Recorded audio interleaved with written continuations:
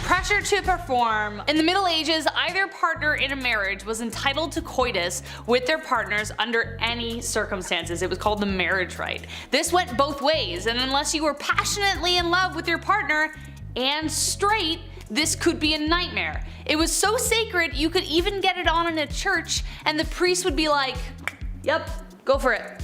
Failure to perform in the bedroom or anywhere was grounds for divorce, which was a huge deal at the time. Now the first problem here is a lack of consent, but the biggest problem for men who weren't inclined to sleep with their wives was impotency. There was no sympathy for men in these circumstances. If a wife accused her husband of this, then the couple would have to undergo a bedroom trial, where a crowd of wise elders, mainly grandmothers, aunts, and mothers, would watch the couple in their bedroom for 3 nights. If you were rich, this was even worse. These trials would be carried out in public, in court.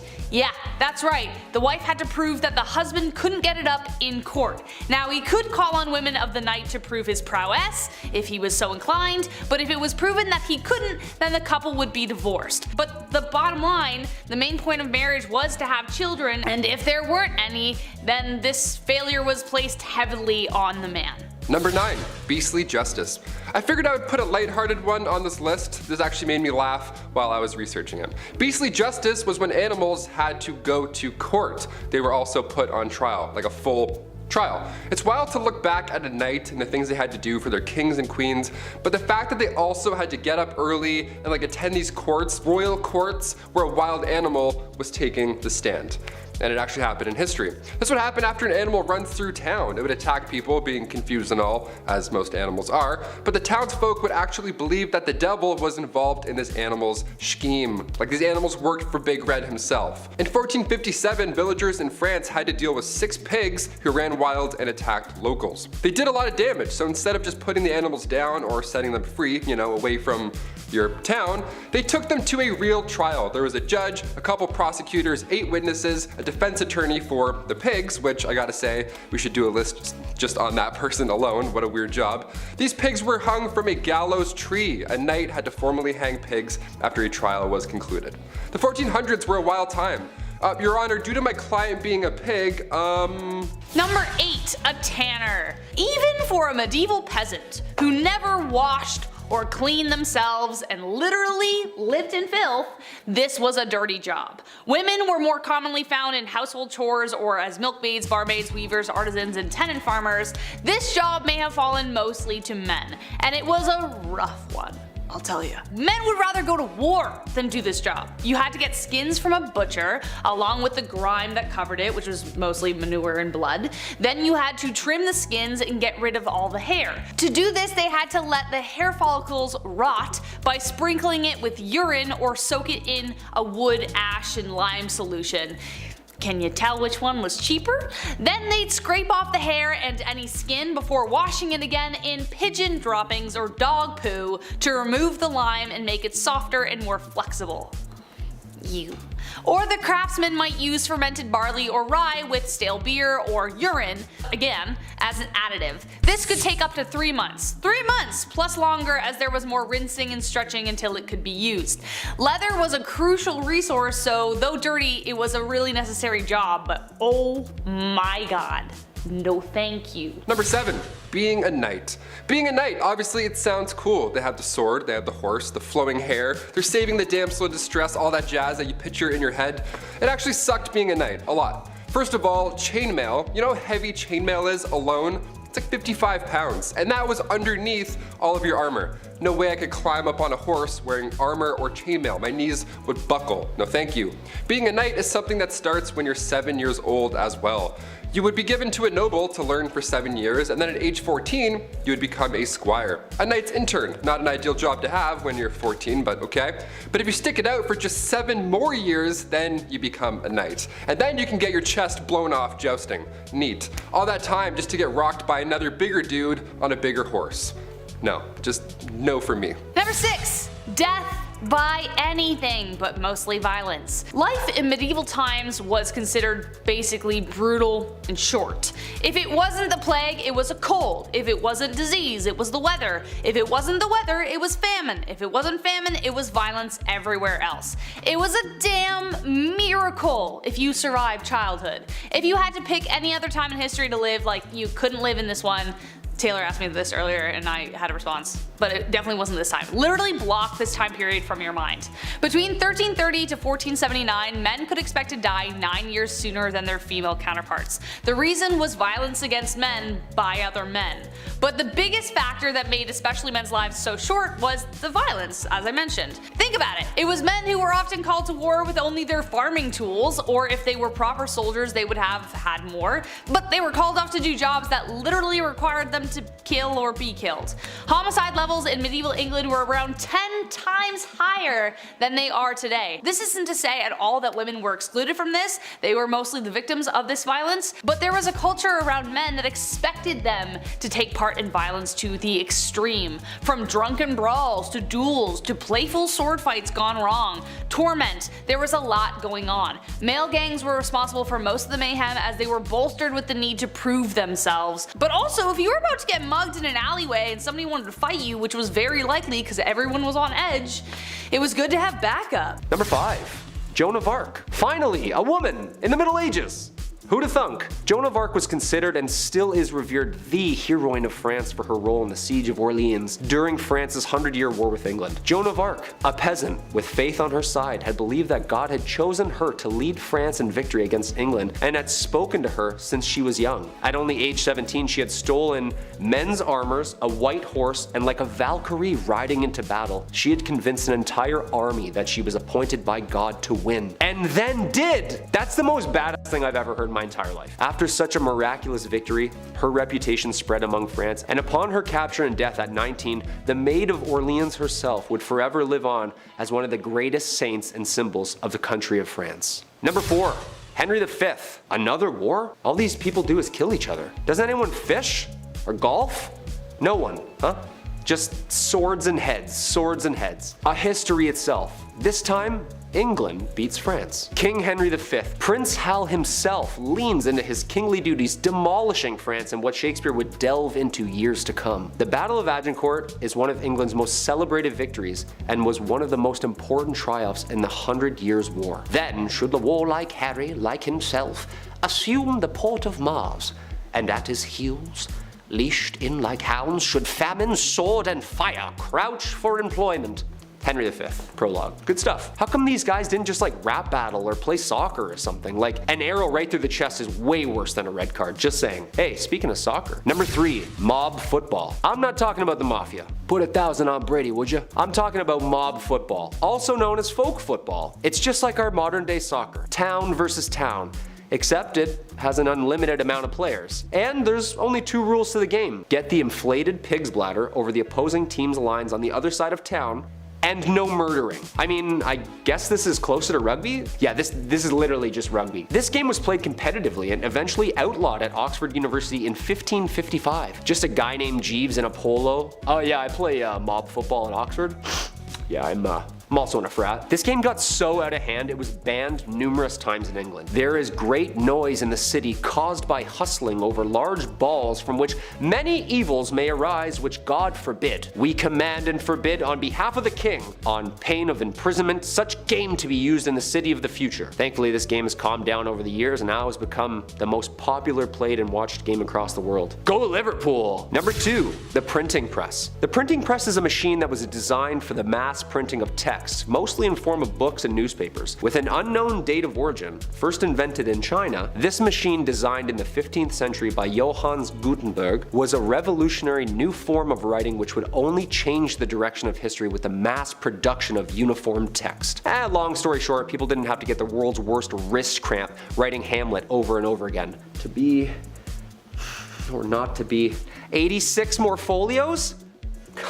The alphabetical metal keys would be placed into the device and slammed into the paper, pressing ink upon the parchment. You know there's gotta be some books half written in purple ink because they just ran out of black. Come on, we've all been there. Ink's expensive. Number 1. William Shakespeare. The Bard himself, arguably the most influential writer of the English language. William Shakespeare was born in Stratford, England.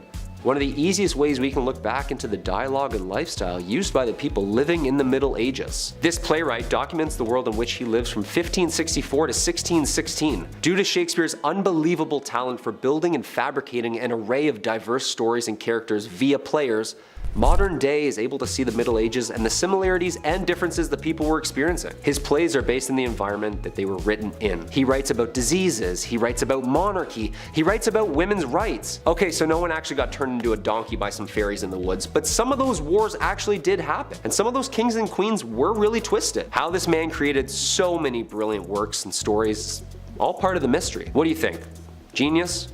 Or did the guy have some help? One man in his time plays many parts. Number 10, beauty sleep. When you go to bed at night, ideally you want 8 hours. Me, personally, I'm lucky if I get like 6. I don't know, I'm like a child. I'm restless at night. I'm kicking around, I'm making weird noises. It's insane, it's problematic. Maybe I should see someone. If this were medieval times, however, I'd be set. See, back in the Dark Ages, it was common to have 2 4-hour naps at night rather than one swift 8-hour slumber. See, many believe this was to tend to a fire, or hopefully not a fire. You know, gotta wake up, make sure things aren't gone. It's medieval times, it was rough. You wake up, throw a log on, yawn, and then hop back into your pile of hay. I don't know, whatever they had back then. Good times. This system of waking up after 4 hours, it sounds like an unhealthy inconvenience, but in reality, historical accounts suggest that people in the Dark Ages generally slept for longer periods of time, despite their sleep being interrupted by periods of wakefulness. They slept longer due to the fact that, you know, light bulbs didn't exist yet, so lava lamps weren't a thing, neither were alarm clocks. So people would often go to bed shortly after sunset and wake up with the sunrise, so that's a good rest. That's a good medieval rest. That's like 12 hours. Number 9, the Norse disappearance. I just watched The Norseman. I'm gonna start barking at people now when I'm on the subway, just to, you know, get my old roots back, my old Norse roots. There are several theories regarding the disappearance of the Norse from Greenland during the Dark Ages, right? Where did they go? Where does a Norse Viking go? That's a little concerning. Where'd that guy go with the beard and the hatchet? That's a little important. One theory suggests that climate change played a significant role. The Little Ice Age, which began around the 14th century, that led to a decrease in temperature and a shorter growing season. Of course, making it difficult for the Norse to farm and raise livestock and, you know,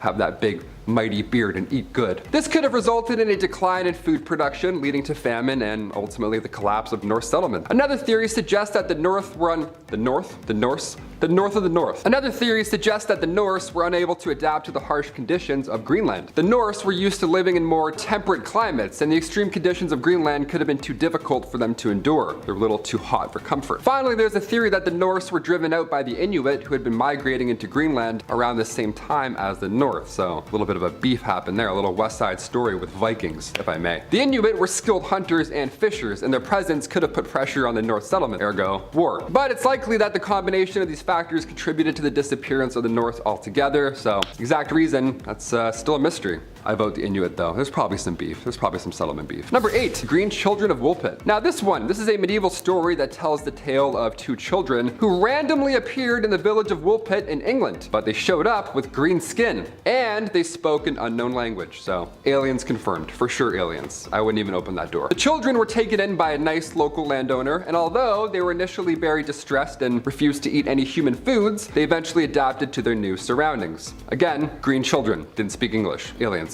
Reminder. The boy eventually learned to speak English over time, and he explained that he and his sister came from a land where the sun does not shine and everything was green. Yeah, it's like Avatar 3 going on. Something's going on out there. Sometimes the grass is greener on the other side, but sometimes the people are also green. That's fun. That's a fun little bit. Bunch of incredible Hulks in a place where there's no sun. Sounds nice and warm and welcoming. Lovely. Let's find out more. The origins of the story, of course, remain a mystery, with various interpretations ranging from folklore to my personal favorite, extraterrestrial encounters. Love aliens, love that. Grew up watching Signs. You tell me in the comments, did this happen? Are these aliens? Were these just random children?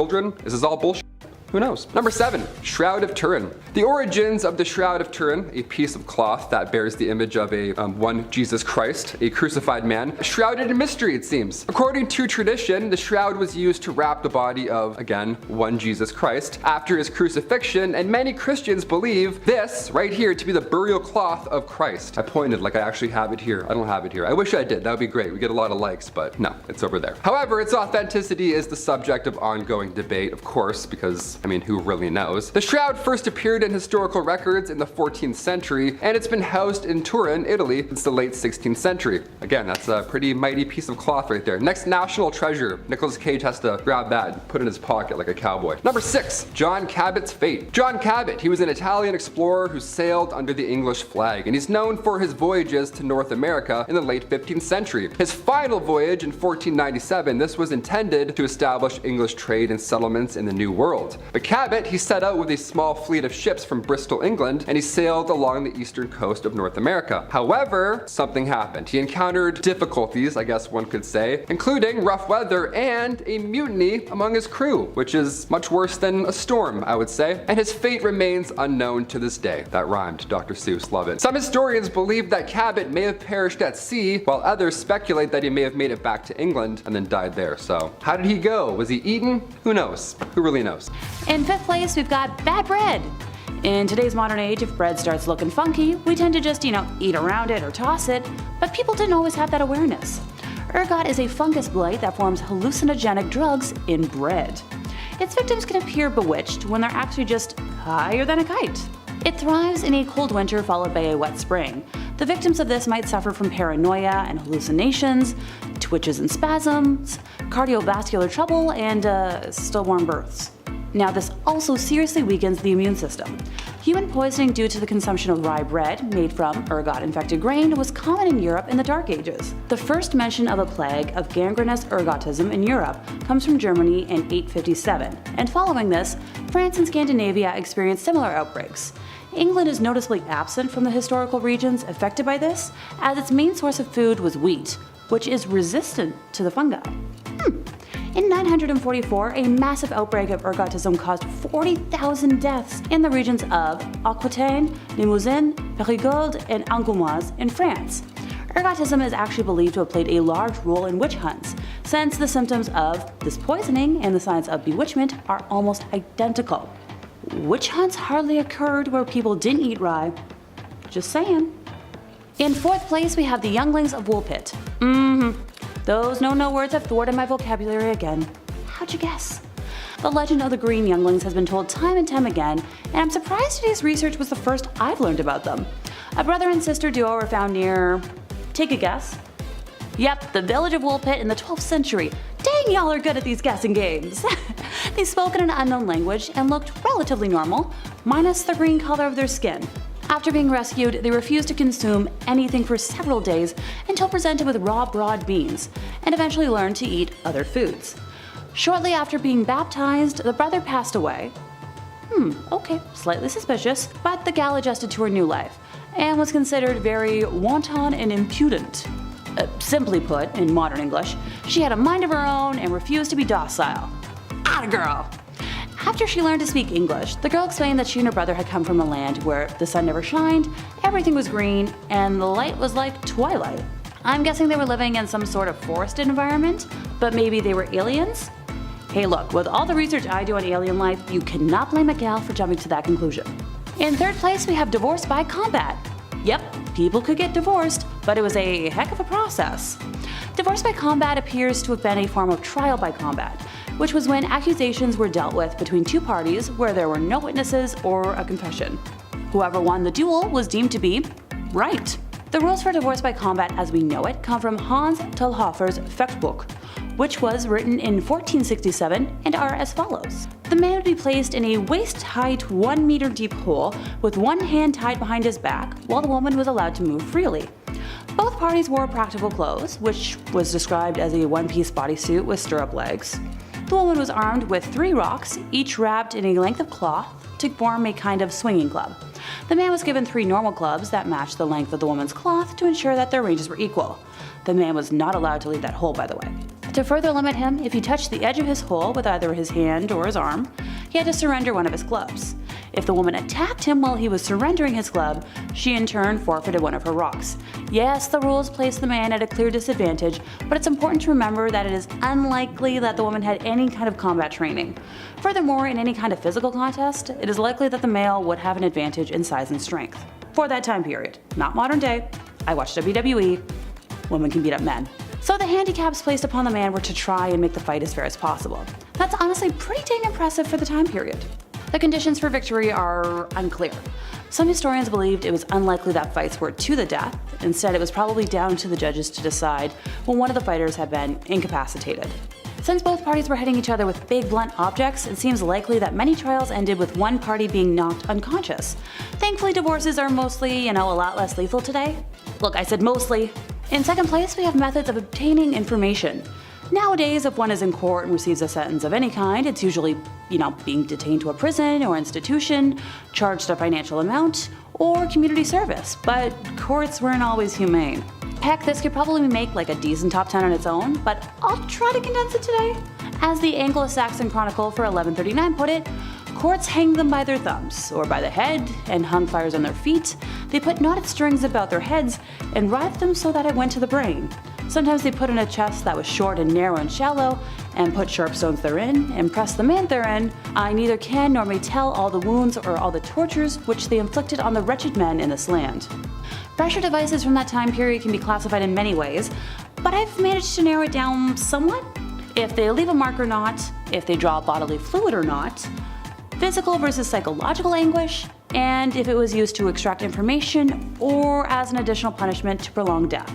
During my research, I read up on over 50 different versions of heinous punishment, half of which include words I definitely can't say, and others that would send me retching if I tried to describe them here. You want me to try? Oh, okay. It's on y'all's conscience, so if anything happens to me. A cheap and popular way to end someone slowly was by forcing a rat through a victim's body as a way to escape a cage that they had been put in. Since y'all need detail so much, the rat was caged, not the human. Unless stopped almost immediately, this torture always resulted in eventual death. Once again, I could go on for hours if y'all really want me to, but I'm suddenly a little queasy and I'd like to keep my food in my stomach if you don't mind. In first place, we have people munching in ancient Egypt and Europe. Yeah, remember that list of no-no words? Yeah, here we go again. The question in old society was not should one consume human flesh, but how and what kind of flesh did you want to consume? Grave robbers were making bank, but sadly, no one was selling zydrate in a little glass vial. The answer at first was Egyptian mummy, which was crumbled up to stop internal red fluid release.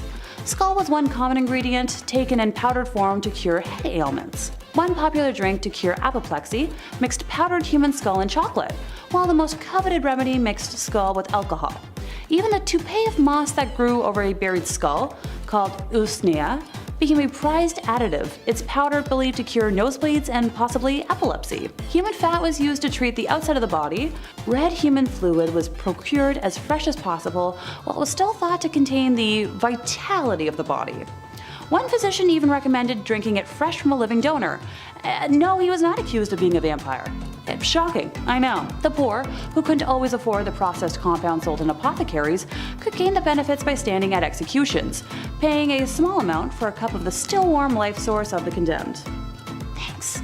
For those who prefer their redness cooked, a 1679 recipe from a France apothecary describes how to make it into marmalade. While I do fancy myself an amateur baker, I'll stick to my famed double chocolate cookies and mini egg dip. Rome really had existed as nothing but a name by the time the empire falls on September 4th of 476, having been falling inwards on itself for just short of a century at that point. So started the periods between the 5th and the 15th centuries known as the Middle Ages. This time can be split into three main sections: the early Middle Ages, aka the Dark Ages, High Middle Ages, and Late Middle Ages. One of the most famous events from the entirety of the Middle Era was truly kicking some ass in the Dark Ages, and it was the Black Death. Something that nobody gets anymore, with exception for a cool 20,000 some odd people between 2000 and 2009, and 56 people in the United States in the last few years. But if we pretend that we don't know that, and if we can avoid chipmunks like the effing plague carrying hairbringers of death they are, then we most likely don't have to worry. But travel back in time, say to the 800s or even 1340s Europe, and your chances of surviving are somewhere between 7 and 10 and 2 and 5. Black Death killed as much as 60% of the entire population of Europe. So when you're at work looking around but with those blank dead fish eyes, bored, cross off every third person you see in a pattern of 5 and try to figure out how many of them are gone and who you'd manage without. Probably now being in a position to go, hey boss, looks like you need new middle management team, and ain't since nobody left, hooray, promotion. That's exactly what happened in the Middle Ages too. After half the world died, kinda changed the balance of power. Suddenly peasants could ask for pay raises and improvements in working conditions, and life got a little better for them. This was further developed by the evolution of feudalism, and as a result the first banks and widespread money supply appeared for the first time in Europe. RIP freedom, hello capitalism. And speaking of the workforce, how about their dirty jobs? Knight, tosher, rat catcher, oh my, there's no shortage of terrible jobs in the Dark Ages. So let's cover a few. So a leech collector was a woman's role. She was often living in the countryside near marshes and bogs, just generally dirty open water spots where she could strip her legs bare, grab a bucket, and wade into the mud, waiting for leeches to sucker themselves on. At that point she could scrape the buggers off, bucket them, and then sell them in town to physicians, the wealthy people, beauty stores, whatever. Enjoy the scabs and infectious diseases. The groom of the stool was a position for the royal household who was in charge of cleaning the king's badunkadunk, making sure it was clean and dry post his kingly, well, dumps. Tanning leather seems like it would just be hard. Don't worry, on top of stripping animal skin of its fur, soaking it, and consequently yourself in lots of lime and salt, it also involved animal feces. See, you'd hire this other guy who somehow had a worse job than you. He's called a pure collector. He'd collect you dog poop, you'd grab it with your bare hands and mush it into leather to treat it. And don't get started on lime burners or treadmill operators, which was essentially a 50-50 death sentence job. And usually whatever job you ended up with was one for life, because chances are you stay in one place. Many people dream of traveling. My generation especially is one that's opting out of children in order to do so. This isn't new, and the human desire to travel and learn is something inherent, coming with curiosity and the need to discover. But this wasn't one of those times. Written records show that a sizable proportion of people not only didn't travel to other countries, they never even left their region or the village they were born in. Even if you did manage to travel, it wasn't planes and annoying but passable airport waits. The average traveler would often sleep out in the open air. Inns or other forms of accommodation were few and far between, and usually too expensive for the typical person to afford. So aside from the super fun chance of freezing to death overnight, travelers in the Middle Ages also had to worry about being robbed or attacked on the road. Many people therefore chose to travel in groups, but even then you weren't entirely safe. Your homies could turn on you at any second. Consider also that roads and pathways were rough, and this was a ridiculous era where even spraining an ankle could prove to be fatal. Then there's finally bridges, which are quite rare, especially outside of big cities, so you might have to cross rivers manually, and while they could memorize and recite Latin every day, these dummies couldn't swim. Drowning was all too commonplace. Even the Holy Roman Emperor Frederick I died while attempting to cross a river. So if you're gonna live in one region, one city, and one house your whole life, naturally it would be a dingy shack. Because peasants' homes were small, often just made up of one room. They were constructed of wattle and daub, a type of method of constructing walls in which vertical wooden stakes, or wattles, are woven with horizontal twigs and branches, and then daubed with clay or mud. Then they'd have a thatched roof to boot. And if they're well constructed, these bad boys could be waterproof and stand for a decent amount of time. But they required upkeep, and not everyone can afford that, especially seeing as it's essentially paper mache, twigs, and mud. You really had to stay on top of this. Inside of a hut, a third of the area was penned off for animals, which lived inside with the family. I know people that complain about the smell of a cat litter box. My guy, you could have had a whole donkey living next to the kitchen sink.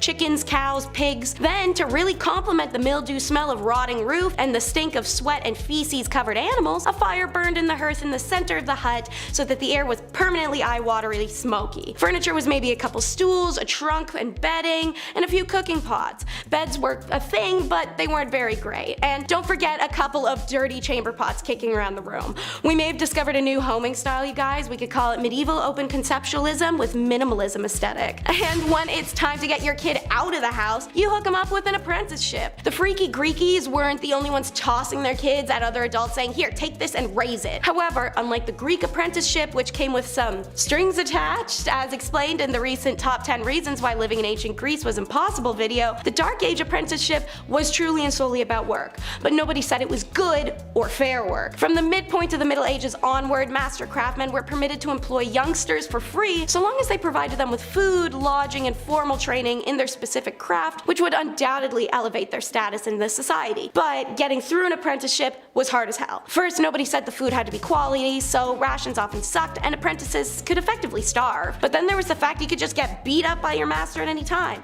because it was literally expected of them to do that. Why? Because apprenticeships were ways of parents to get crappy, troublesome teens out of the house and learn some discipline in society. To add insult to injury, apprentices were stuck between childhood and adulthood by being teens. Because on one hand, a teen in medieval times would have been treated as an adult. On the other hand, privileges of adulthood, like the right to inherit money or ownership of land, didn't come into play until around age 21. So you're expected to be an adult, treated like a kid. Small wonder then that the tales of apprentices misbehaving badly are a staple of written accounts from the Middle Ages. Rather than dedicating themselves to their professional development, apprentices would often be found in pubs and brothels. Normal middle-aged teen activity. Number 5. The bedroom handbook. Like previously said before, when you marry someone, it's for life. You learn to love and you do the bedroom dance with that same person for the rest of your life. For some folks, this was their first time, and as we all know, remember, that can be awkward. Well, imagine if you had a booklet or an instruction manual on what to do when that time comes, like a Lego manual. Although sometimes even those can be a little confusing. I always have to count the pieces. I get it confused. Well, some churches back in the oldie times were doing such a thing. The Summe Confessorum, as it was known to be called. It detailed exactly on what days were allowed to make the devil's dance possible. By the time all the rules were read and followed, you were boiled down to a small window, about once a week, or sometimes none at all. And especially not on Sundays. Ooh, you better not do that on Sunday, man. Ooh, that's the wrong time to do it. Never do it on Sunday. Number 4, Dragonborn? This is actually kind of cool. So, in Viking and Norse weddings, there was a very unique tradition. We'll call it a tradition where the very handsome and brave groom would be tasked with a quest. Like something right out of Skyrim, actually. The groom was tasked with entering his family tomb and retrieving and or placing a ceremonial blade that acknowledges him tying the knot. Now, is that as cool as fighting off drogers and emptying literally every urn you see in search of gold and amethyst? No, it's not. However, I can't recommend entering anyone's grave before the invention of modern medicine. It's just not a great idea. But still cool nonetheless, hence it's on the list. Listen, I just got married. You go in Grandpa's tomb, grab that knife, just go in there. Just go Grandpa died of smallpox. That's okay though. Go in there and grab it, no problem. You come out, I got it. Anyway, number 3, royal weddings. While poorer class citizens did sometimes marry for love and support, and to have someone to go through life with, as being a woman on her own back then would prove to be quite difficult. Sometimes difficult more than it should have been. Medieval times set a very troubling precedent for those at the top. A lot of times, princes, princesses, kings, queens, and really anyone who held power or land were oftentimes married off to benefit that of a nation or a kingdom from which they came. In a nutshell, these marriages were political agreements, not holy matrimony, if you can call it that. Many times in history, nations swapped sons and daughters in order to save a little skin. Some marriages might go sour over time, but imagine one that you didn't want to be in from the start. Oof. And if you speak up, your whole kingdom might collapse. Yeah, not a good time, not a good scenario. Number 2, witnesses. I've talked about it before, but it still doesn't make it any better or easier. Every person you see walking around today was created by a couple things. 2 people, a Barry White record, and a little bit of friction. Unless you're a test tube baby. Sometimes, like you're a clone in Camino, you know what I mean? And Star Wars, you know, the big tube thing? Anyway, that's life. However, a lot of these moments are private, and they probably should be private, unless you're an exhibitionist or something. That's how you do things. Well, a lot of times for a marriage to become official, established members from your village or community would come and watch you consummate the marriage. Yes, that's right. Mom, dad, the bishop, heck, maybe even the gravedigger down the road because he's got an important job. My question is, what do you say when that's happening? Do you cheer? Do you laugh? Do you... Way to go, kid. That's my boy. What do you do? It's so gross and Close the door, Dad. Number 1, divorce by trial. My personal favorite on this list, divorce by trial or divorce by combat. Either or, same thing. It's exactly what it sounds like. What if divorce court had a little less paper signing and a little more club swinging? Sprinkle in a little bit of Hunger Games and bam boom, you got yourself a medieval divorce. It was a fight until you had to call Dompe the gravedigger. The wife had a sling and a stone, the man had a club and was stuck in a hole waist deep just to even the odds. May the better spouse win. Whoever was left alive afterwards got to be live free, and then now they were divorced because the other spouse was no longer breathing. Number 10. The Doomsday Book, 1085. The Doomsday Book was created under William I, also known as William the Conqueror. Like, you're already the first, man. You don't need two names, come on. This guy basically drew up a book to document people's money so that he could tax them. Oh yeah, this is the very first time surveyors went town to town and recorded how much money you would owe for simply just doing you. Men would show up at your house asking how much money you made and document your spending habits. 5 shillings on groceries, huh? Okay. And 5 on that phone plan. Look, tax season's coming up, Arthur. It's not looking good, man. Talk about a bunch of crooks, huh? Imagine owing someone money for just trying to make an honest living. Yeah, thank God that didn't catch on, right guys? Oh, speaking of, I gotta phone H&R Block. Number 9. The Crusades. A 3-part miniseries spanning over 200 years. These bloody and ruthless wars were battled between Muslim and Christians for the proprietorship over sacred sites and the land in the East Mediterranean. A 3-part miniseries spanning over 200 years. These bloody and ruthless wars were battled between Muslim and Christians for proprietorship over sacred sites and land in the East Mediterranean. Wars that resulted in 6 million deaths. The Knights Templar, a brotherhood of highly trained soldiers horseback bashing their way through the East. These guys were the real deal, almost like the Navy SEALs of their time. We've seen these paintings. The elite fighting force with the red cross painted on their chests. I wonder if they had to do a Hell Week. These soldiers were the most trained and savage fighters in all the Christian armies. Richard I leading the 3rd and final crusade, earning him the name Richard the Lionheart. Back then the names were always something so aggressive and scary. It was never like Richard the Clownfish or Henry the Pygmy Goat. No, we need fear. Way more fear. Number 8. The Magna Carta. The year's 1215. We need some laws, people. This document was one of its kind. A document setting out the laws and limitations from the common man to King John himself. A legal system written down so that there are clear do's and don'ts. No free man shall be seized, imprisoned, dispossessed, outlawed, exiled, or ruined in any way, nor in any way proceeded against except by the lawful judgment of his peers, and the law of the land. Did you get all that? Write that down. Except women. They don't have laws. And they can't act in plays. Sometimes people needed to face the music. And even animals. Huh?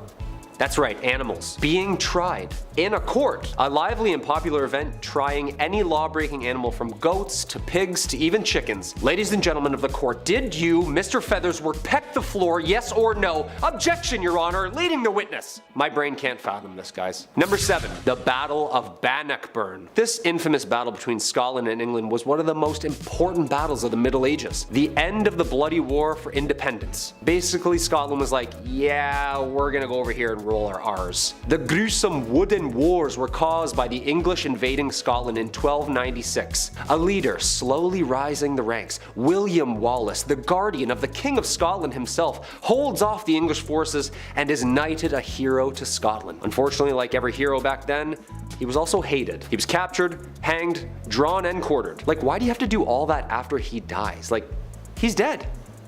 Not fun. The battles between Scotland and England ended in 1314 with Robert the Bruce securing Scotland's independence, adding like 45 more dialects to the UK. Freedom! Number 6. The Black Death. Ooh, talk about a curveball. The year's 1348. People are saying things like, don't let the bed bugs bite. Clearly not a very clean and safe time. The Black Death, aka pestilence, aka the Great Mortality, or simply known as the Plague. Single-handedly the worst pandemic ever recorded in history, wiping out somewhere between 70 to 200 million people. Ooh, now I get where bless you comes from. Someone sneezed back then and everyone's dead at 14. This is where we see those doctors in the terrifying bird outfits with the long noses stuffed with garlic and herbs. Excuse me? Yeah, he's not wearing a mask. I'm just trying to watch a cat publicly get skinned. Yeah, 6 feet please. Some doctors prescribed urinating on a person so that the bad smell would drive out the infection. Can you imagine? Just a doctor writing you up a script and go ahead and pee on yourself about 4 to 5 times a day. Take with food. Should be gone early next week. And just let me put my mask back on here before you leave. There you are. The plague started in Europe in October 1347 when 12 ships from the Black Sea docked at the Sicilian port of Messina. Most sailors aboard the ships were already dead, but those who were still alive were covered head to toe in black boils that oozed pus and blood.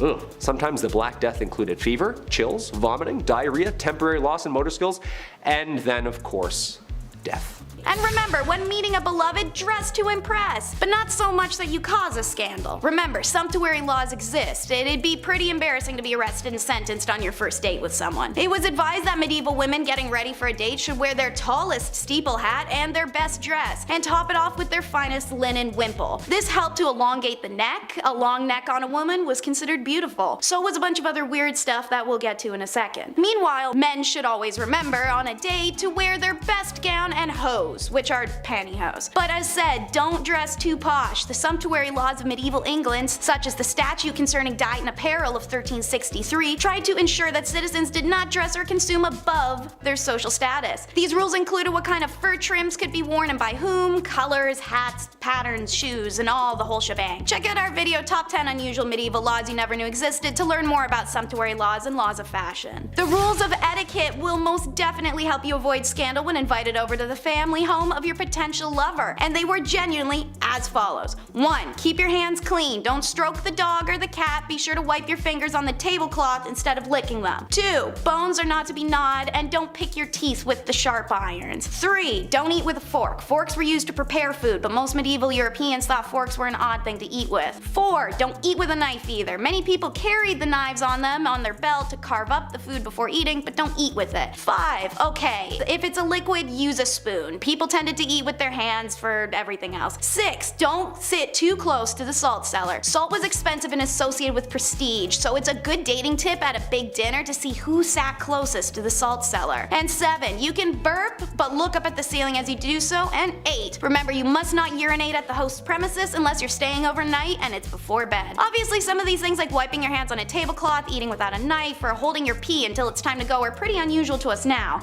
But back in the Middle Ages, if you wanted that shorty and not to ruin your reputation, well, you're burping at the ceiling, bro. I hope she's worth it. Next up is how love makes you crazy. This is a fascinating wormhole to travel down, and I learned from several journal articles that lovers in the Middle Ages had a real tendency to go mad. I mean, we all know the examples. Elaine, the fair maid of Astolat, pining away. Romeo and Juliet taking their lives, and the raving madness of Ophelia. But these are just dramatizations, right? We tend to regard accounts of love madness in medieval literature as evidence that they overestimated the strength of erotic passion. In classical and early medieval periods, sexual love was regarded as carnal appetite to be controlled. But with the rise of poetry sentiment and the theater came courtly love, which was seen as a highly spiritual desire. The idea of courtly love had more to do with the concept of loving rather than pleasure. This idealized kind of love was based on a secret union where two lovers could only love from far away. These sorts of unattainable relationships were increasingly romanticized, but in medieval society, the notion that erotic love could drive people mad may not be so unrealistic. We understand now that mental illnesses are sometimes provoked by the stress between the individual and their social environment. Think of the pressure a woman had to marry.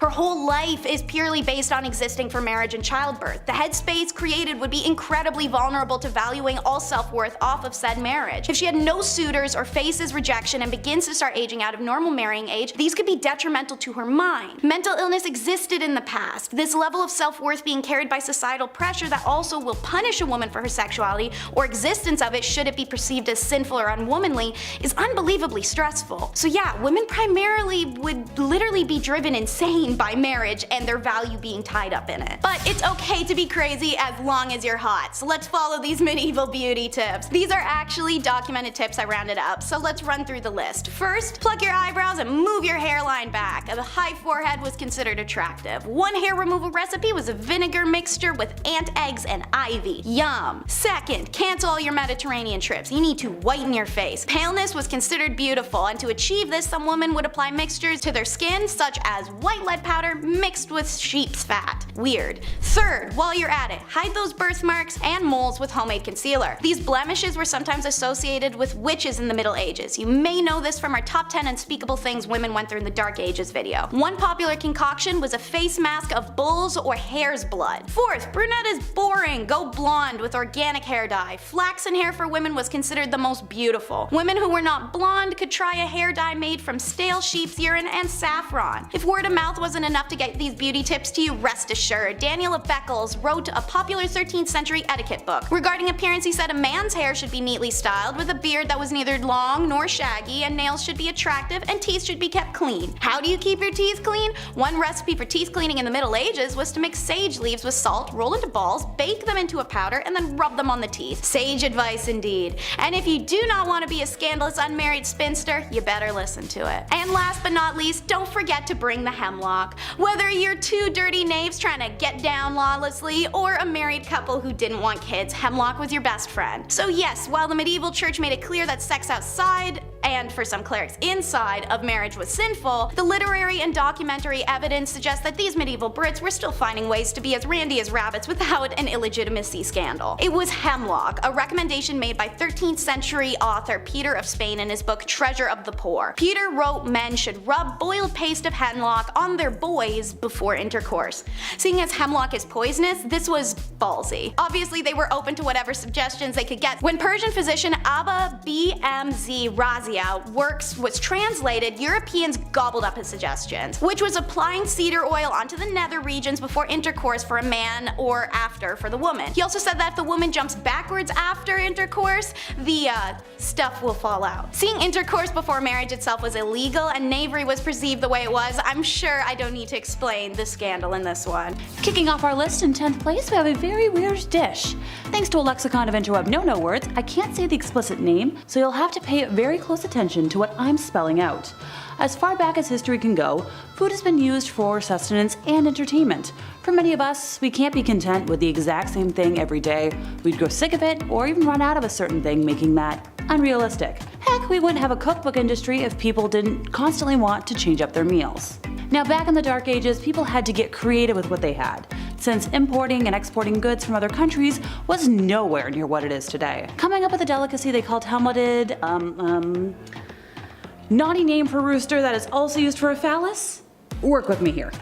This was done by stitching a rooster so it seemed to be riding atop a pig, with military regalia serving as decorative garnish. I'll stick with herbs for garnishing my meat. Thanks! In 9th place, time to talk about gargoyles. Not to go all hunchback on y'all, but they serve as more than just fascinating architecture. Sadly, they don't sing or talk as far as we know, but there's always hope they just keep it a secret. The term gargoyle comes from the French gargouille, which is the noise of both water and air mixing in the throat. In English, we know this as gargle. Gargoyles were originally designed in 13th century French architecture as a means of disposing of water. Think of them like the precursor to the gutter. Typically, a trough was cut into the back of the gargoyle, and rainwater was able to run off the roof and through the gargoyle's mouth. The longer the body of the gargoyle, the further the water was projected. This prevented water from running down the walls and causing damage to the buildings. I'm glad modern plumbing is a lot more progressive, since that could have definitely been brutal. However, some gargoyles had another function, warding off evil spirits outside of churches and cathedrals. According to French legend, Saint Romanus saved his country from a dragon named La Gargouille. After defeating the creature, Saint Romanus burned its body. However, since the dragon had possessed the ability to, breathe fire, its head and neck could not be burned. Therefore, they mounted La Gargouille's head on the wall of a church and used it to scare off harmful spirits. Most gargoyles are depicted as grotesque creatures, but it is said that, like snowflakes, you will never find two that are exactly alike. Feel free to travel the world and compare the ones that are still standing. I'll wait. In 8th place, we have Animal Court. Yep, Fido and Mittens could be dragged in front of a criminal court back in the day if they didn't follow animal law. There are records of at least 85 animal trials that took place during the Dark Ages, and the tales vary from the tragic to the absurd. By far the most serial offenders were pigs, accused and convicted of chewing off body parts and even eating tiny humans.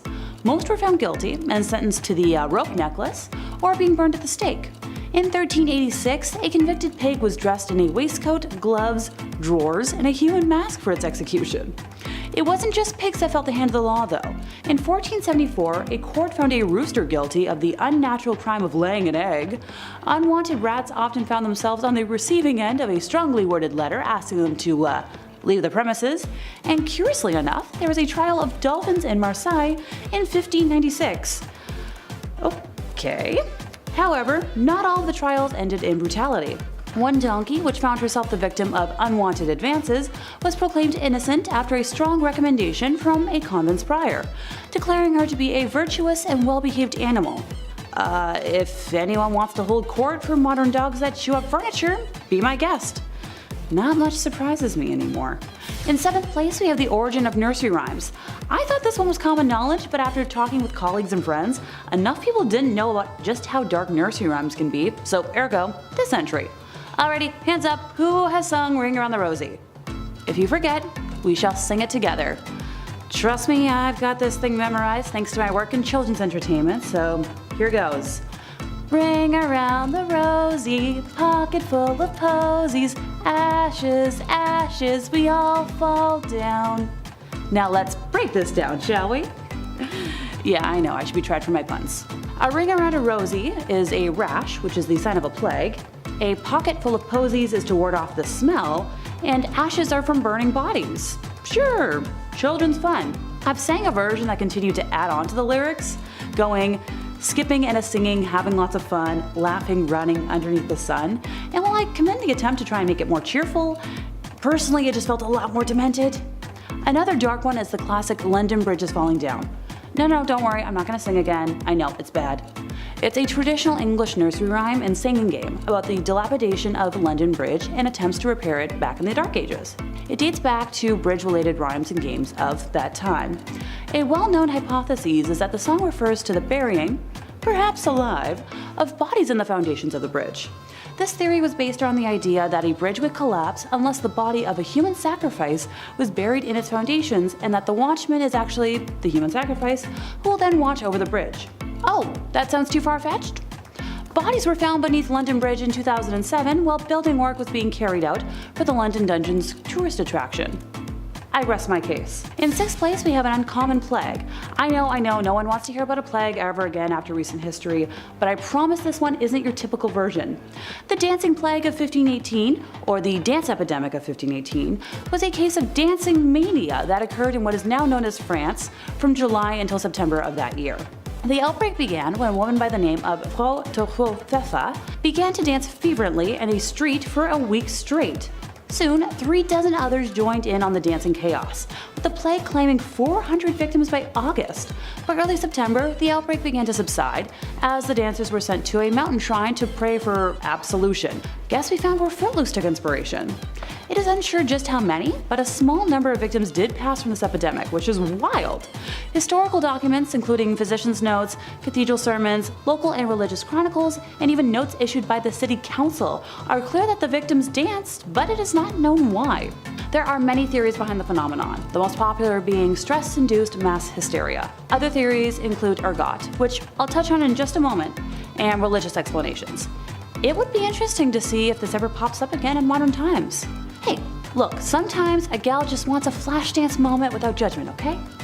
Okay, fine, maybe me.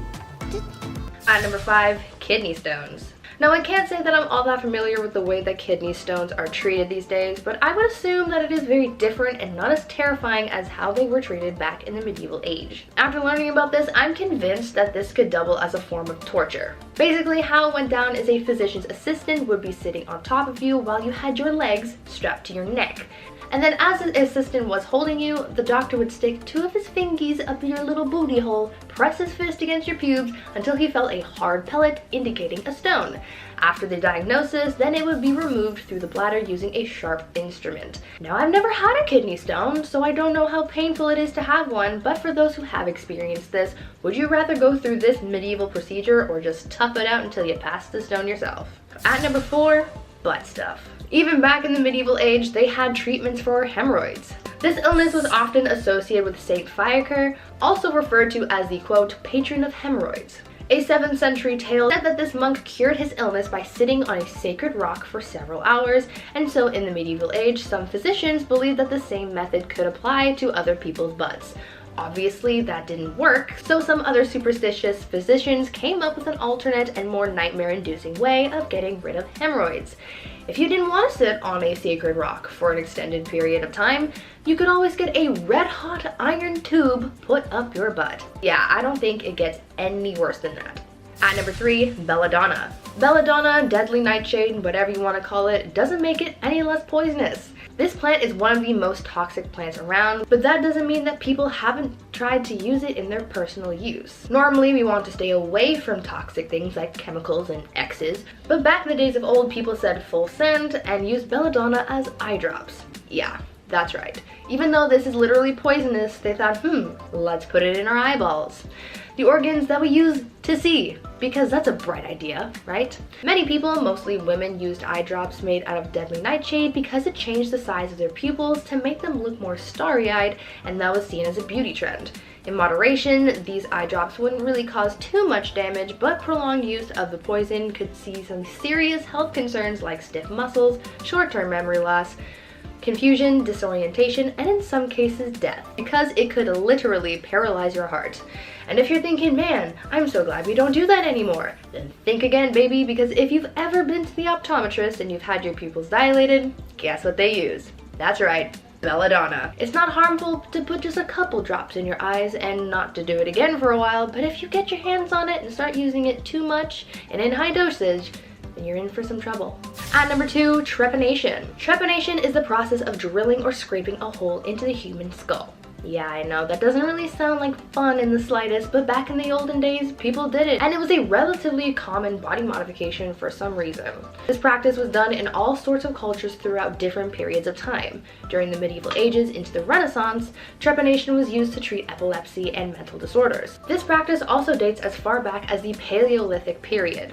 In ancient Peru, trepanation was done using a ceremonial knife called a tumi. In ancient Greece, it was done using a drill. Polynesians used sharpened seashells, and in Europe, the procedure was done using sharp flint or obsidian. Though we know that in the medieval times and the Renaissance, trepanation was considered a medical practice, in ancient times, the reason for this practice is still uncertain. It could have been to try and fix damage from a head trauma, but it's also believed that this practice was done to heal mental problems, release toxic spirits, or even as some kind of ritual. And finally, at number 1, knife hand. Now this one is by far the craziest medieval surgery in my opinion. So you know Captain Hook, right? He's got a hook for a hand. Well, this guy I'm going to tell you about has Captain Hook beat by a landslide. A 6th century medieval burial was found in Italy, and it revealed a male warrior who had a knife for a hand. Yeah, this man had a knife instead of a hand. This warrior had his hand amputated. However, the reason for said amputation is unknown. In place of the lost hand, the prosthesis was a blade. Now, I don't know if this guy lost his hand in battle or something and they just gave him the best that they could, and that was a knife as a placeholder, or if he just willingly chopped off his hand so that he could have a knife hand. But either way, that is so badass, and I would have loved to see this guy in battle.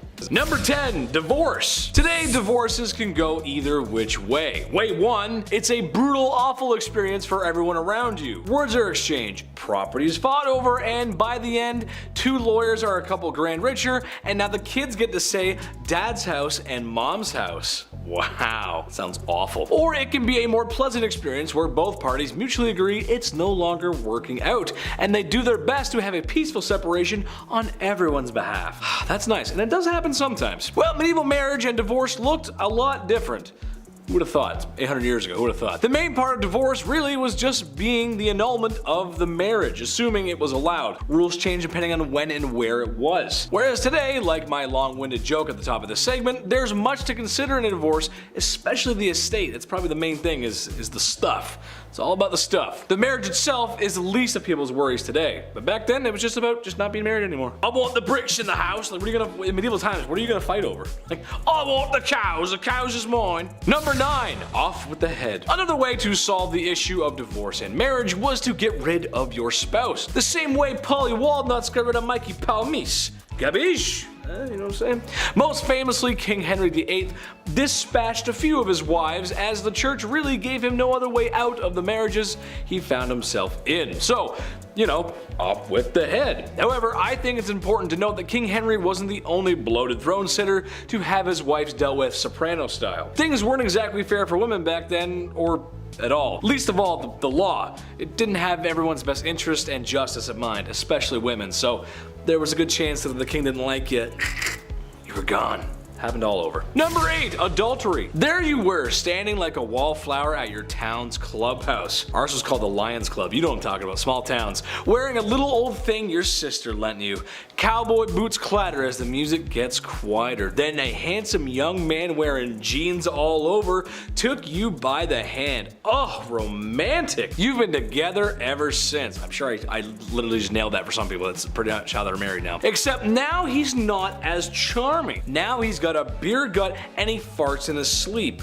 Ugh. Oh well, that's married life. I'm sure the medieval people went through a very similar process. What am I getting at? Well, when you get married, it means you're with that person forever. That includes the bedroom. Well, kings and queens of ye olde times ignored that rule. Besides the obvious political reasons for marrying, which I'll get to later, what was the point of marrying for love if you're just gonna have 30 mistresses or a secret lover? I would list the kings and queens who partook in this, but it would simply be easier to list those that didn't partake in that. You know what I mean though? What's the point? What's the whole point of doing it if you're just gonna, yes, we'll love you together forever, and then, how you doing? It just doesn't make any sense. Number 7, soldier on trial. Things weren't all bad for ladies back in medieval times. Sometimes they were given the benefit of the doubt, like in medieval France for example, where if a woman did desire a divorce, there was a non-violent way to get one. She and her husband would meet in front of a group for proceedings regarding their marital prowess in the bedroom. Of course, why else would I be talking about it? Meaning she had to prove that he could not prove himself a man in the bedroom. Happens to a lot of guys. In a nutshell, that means a group of people would handle, grab, stare, and examine a man's gabagool, pichadille, sausage, Woody the Woodpecker, the olive branch, the Edmund Fitzgerald, the ballpark hot dog, the ambassador, the trombone, the one-eyed Bob, and the heat-seeking trouser rocket. That's a you guys get the point. It was a very embarrassing process, but if he couldn't produce results in front of prying eyes, then, well, that means she's leaving. Can you imagine that? Number 6, no Irish grandma. In society, we've decided that there are rules and laws, and just rules that really just need to be followed in order to have an effective society, like no harming others or laws that help keep us safe. However, there's some laws that just don't need to be said. Some rules are self-explanatory, like no diving in shallow water. Yeah, that makes sense. You don't want to hurt yourself. No pooping in public. Of course not. I would never.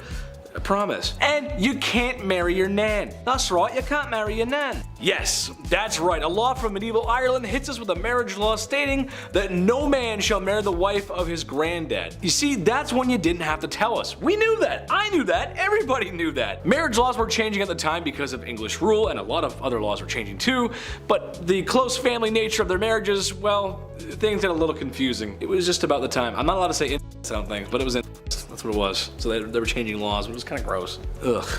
Now I feel gross talking about it. Number 5, bedchambers.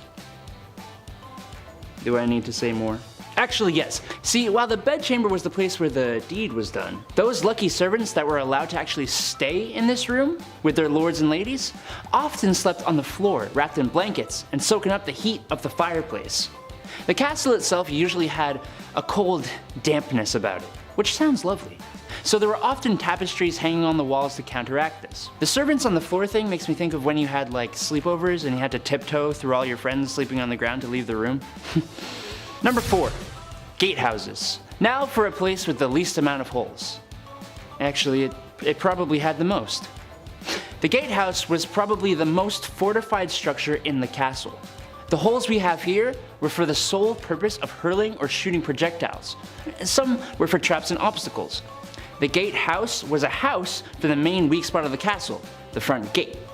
And as such, it had to be the most defendable part of said castle.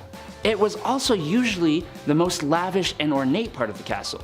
If you're inviting Lord Reginald from across the way to your castle, you want him walking through that front door thinking, hey, this guy could absolutely defend against me, but also he has impeccable taste. Number 3, the dungeon. You knew this was gonna be here. Don't pretend to be surprised. Well, guess what? It ain't as common as you might think. And it wasn't always a deep, dank cellar in the bottom of the castle. It actually started off as a prison in the tippy top of the tallest, safest tower. Apparently, keeping people in cells wasn't actually commonplace at first. You'd probably just, you know. But hey, when they did have dungeons, then yeah, they were pretty grim. They were always put in the coldest, darkest, most moist part of the castle. And they were usually just prisons. Number 2. Oubliette. Bouncing off the dungeon is a much smaller dungeon, and hey, another hole. Yep, this one is kind of worse than a latrine though. You see, this is a hole that they would actually put people in. Imagine being put in a hole in the ground, where it was too small for you to actually sit down, with a trapdoor on top, too high to reach. That's an oubliette. The word oubliette is actually from the French word to forget, which is what they'd do. They'd put you in this hole and then forget about you to die. Lovely, right? Number 1. Torture rooms. Here we are. Now how many of you weirdos came here for this one? This room is separate from the dungeons usually, not always, but it was at least not very far. Still gotta keep your prisoners cold and dark as you make them squeal for the end, right? Wow, that was dark. This was the room where you'd keep all your favorite tools of the pain trade. Stretched, hung by your ankles, fire, tools of all kind. There were trap doors in some torture rooms too that would lead to dungeons or pools of water. Some torture rooms, like those during the Inquisition, had even thicker walls to keep the screams in. Some of these torture rooms weren't used as often as they think though, as merely having a torture room was enough to get prisoners to give you what you wanted. Alright, can we move on now please? Okay. Number 10, Where's My Mummy? Interior of a Kitchen, Oil on Canvas, by Martin Drolling, was painted in 1815 and depicts shades of browns, tans, beiges, and golds that were remarkable of the era. Where did he get these colors, some had wondered? Well, good old Martin had a little help from the dead. Mummy Brown was appropriately named as it was made up of, you guessed it, ground up mummies. From the 16th to the 19th century, many painters favored the pigment, and it remained available well into the 20th century, even as supplies dwindled. Egyptian mummies are rare nowadays, not because a few survived thousands of years in their tombs, but because few survived the aesthetic and cannibal demands of Europeans. Eating Egyptian mummies reached its peak in Europe by the 16th century. Mummies could be found on apothecary shelves, either in broken shards or ground into powder. So why did these nutcase Europeans believe that there was medicinal value in a mummy? Bitumen. Abundant in the Middle East, where formed in geological basins of the remains of tiny plants and animals, it could be semi-liquid or semi-solid. It is viscous when heated and hardened when dried, making it useful for broken bones and rashes. Supposedly, bitumen with wine cured chronic coughs, and combined with vinegar, it'll dissolve clotted blood. Other uses included the treatment of cataracts, toothaches, and skin disease. Because of the stickiness, it was called mum or mummia. You see where the mix-up is coming in? So when the invasive colonial Europeans saw the black stuff coating these ancient remains for the first time, they assumed it to be that valuable bitumen, or mummia, they'd heard about. They were quick to start gobbling it down. The mummified remains of Egyptian pharaohs were sold as medicine in Germany well into the 20th century. And speaking of the dead, how about using them for decor? Ballroom of Bones is number 9. Not all bones are tasty enough to eat, and sometimes you got more of them than you can handle, so that's where ossuaries come in. In older times when people perished often before 50, there was obviously a lot more human remains to be disposed of. But sometimes there's not more space. So, as a space-saving technique, the skeletal remains of buried bodies would be dug up and moved into underground crypts called ossuaries. Many more remains could be stored that way, as bones didn't need the whole space that a body did, and could also be stacked, hung, or broken into position. The Brno ossuary in the Czech Republic is the second biggest in Europe, featuring chandeliers, artwork, words, crosses, really anything that can be made up of bones. These structures and pieces can be incredibly elaborate. Hull State Charnel House features hundreds of hand-painted skulls, and the Sadlec Church ossuary even features a large crown made up of human remains hanging over the pew where they preach from. If you're goth, you may want to consider that for a marriage location. Let's get hot with Greek fire in at number 8. Greek fire, arguably the Jesus of the flame world for its ability to walk on water, baffles historians and scientists alike to this day. Invented in the Byzantine Empire in the 7th century, this fire was used to defend their empire from invaders. Countless documentation verifies to us today that the stories of this fire was very real, but because its formula was a state secret, nobody's quite sure what it was used to create this liquid. The substance could be thrown in pots or shot from tubes. It apparently caught fire spontaneously and could not be extinguished with water. It could burn on top of it. It was heated and pressurized, then delivered via a tube called a siphon at the Grecian enemies. What's truly fascinating about Greek fire is that armies who captured the liquid concoction were unable to recreate it for themselves. They also failed to recreate the machine that it was delivered from. To this day, nobody knows exactly what the ingredients went into this mixture. Dance the day, night, and your life away with number 7 in the countdown. The Kavik incident is one of the first few recorded instances of dancing plagues. Later Later, there are stories of unstoppable, sometimes fatal, dancing in the German town Erfurt in 1247. Shortly after, 200 people are said to have danced themselves all over a bridge of the Moselle River in Maastricht until it collapsed, drowning them all. The 1518 event was most thoroughly documented and probably the last of several such outbreaks in Europe, which took place largely between the 10th and the 16th centuries. A woman reportedly stepped into the street and began dancing, seemingly unable to stop, and she kept dancing until she collapsed from exhaustion. After resting, she resumed the compulsive, frenzied activity. The more she continued, the more others were afflicted, and within a week 30 others mimicked her strange behavior. Alarmed city officials thought maybe more or better dancing was the solution, so they gathered up the real pros and some music and arranged dancing halls to help the afflicted boogie this out. Instead, the opposite happened, and now as many as 400 people were consumed by the dancing compulsion. A number of them died from their exertions. In early September, the mania began to abate, and that's the last we know of this phenomena. So what is this plague, and why were all these people dancing themselves to doom? Well, the explanation at the time was the usual stuff like demonic possession or your blood was too hot. Modern day, it's likely because of ergot poisoning from molding rye flour used to make their bread, as it's been known to cause hysteria and convulsions. To this day, hundreds of accounts of dancing plagues are found recorded in Dark Ages, but we have no explanation as to why. I don't see dead people, I see green people.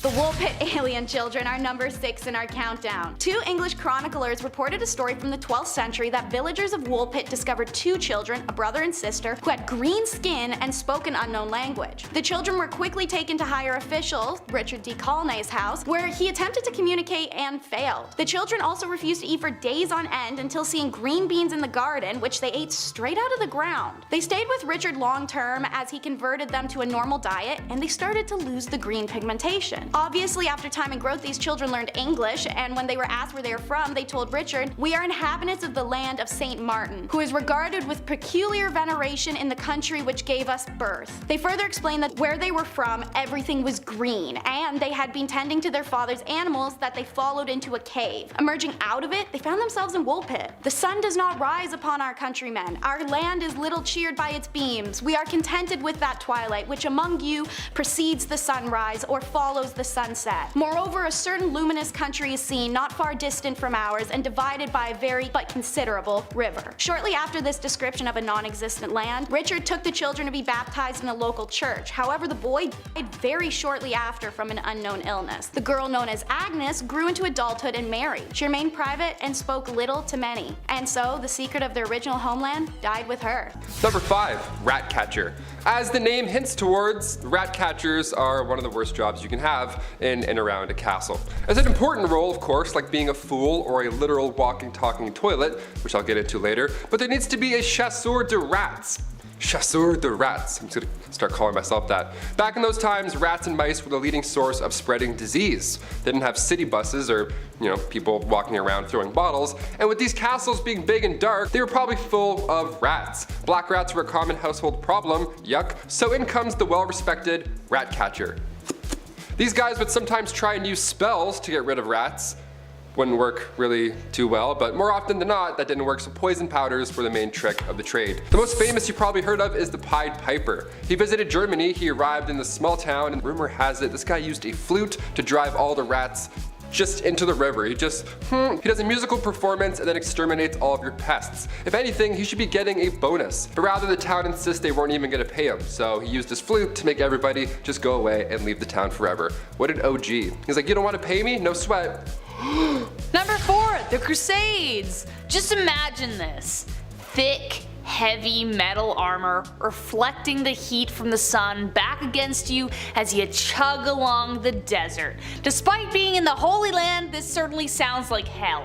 As I mentioned earlier, men were expected to go to war when called, even if they had no training or skill and maybe knew how to use a toothpick but had no idea what a sword was. For many, it was a death sentence, and the first Crusades were particularly brutal because you weren't only being called to war because of, honor, but you were being called to war because it was a religious thing. Getting there was awful in the first place, you might not even make the voyage. Then marches through the desert were long and hot, with soldiers constantly at odds with starvation, dehydration, disease, infection, the elements, and then of course, a spontaneous attack from the enemy. So you're exhausted and all of a sudden you have to be like,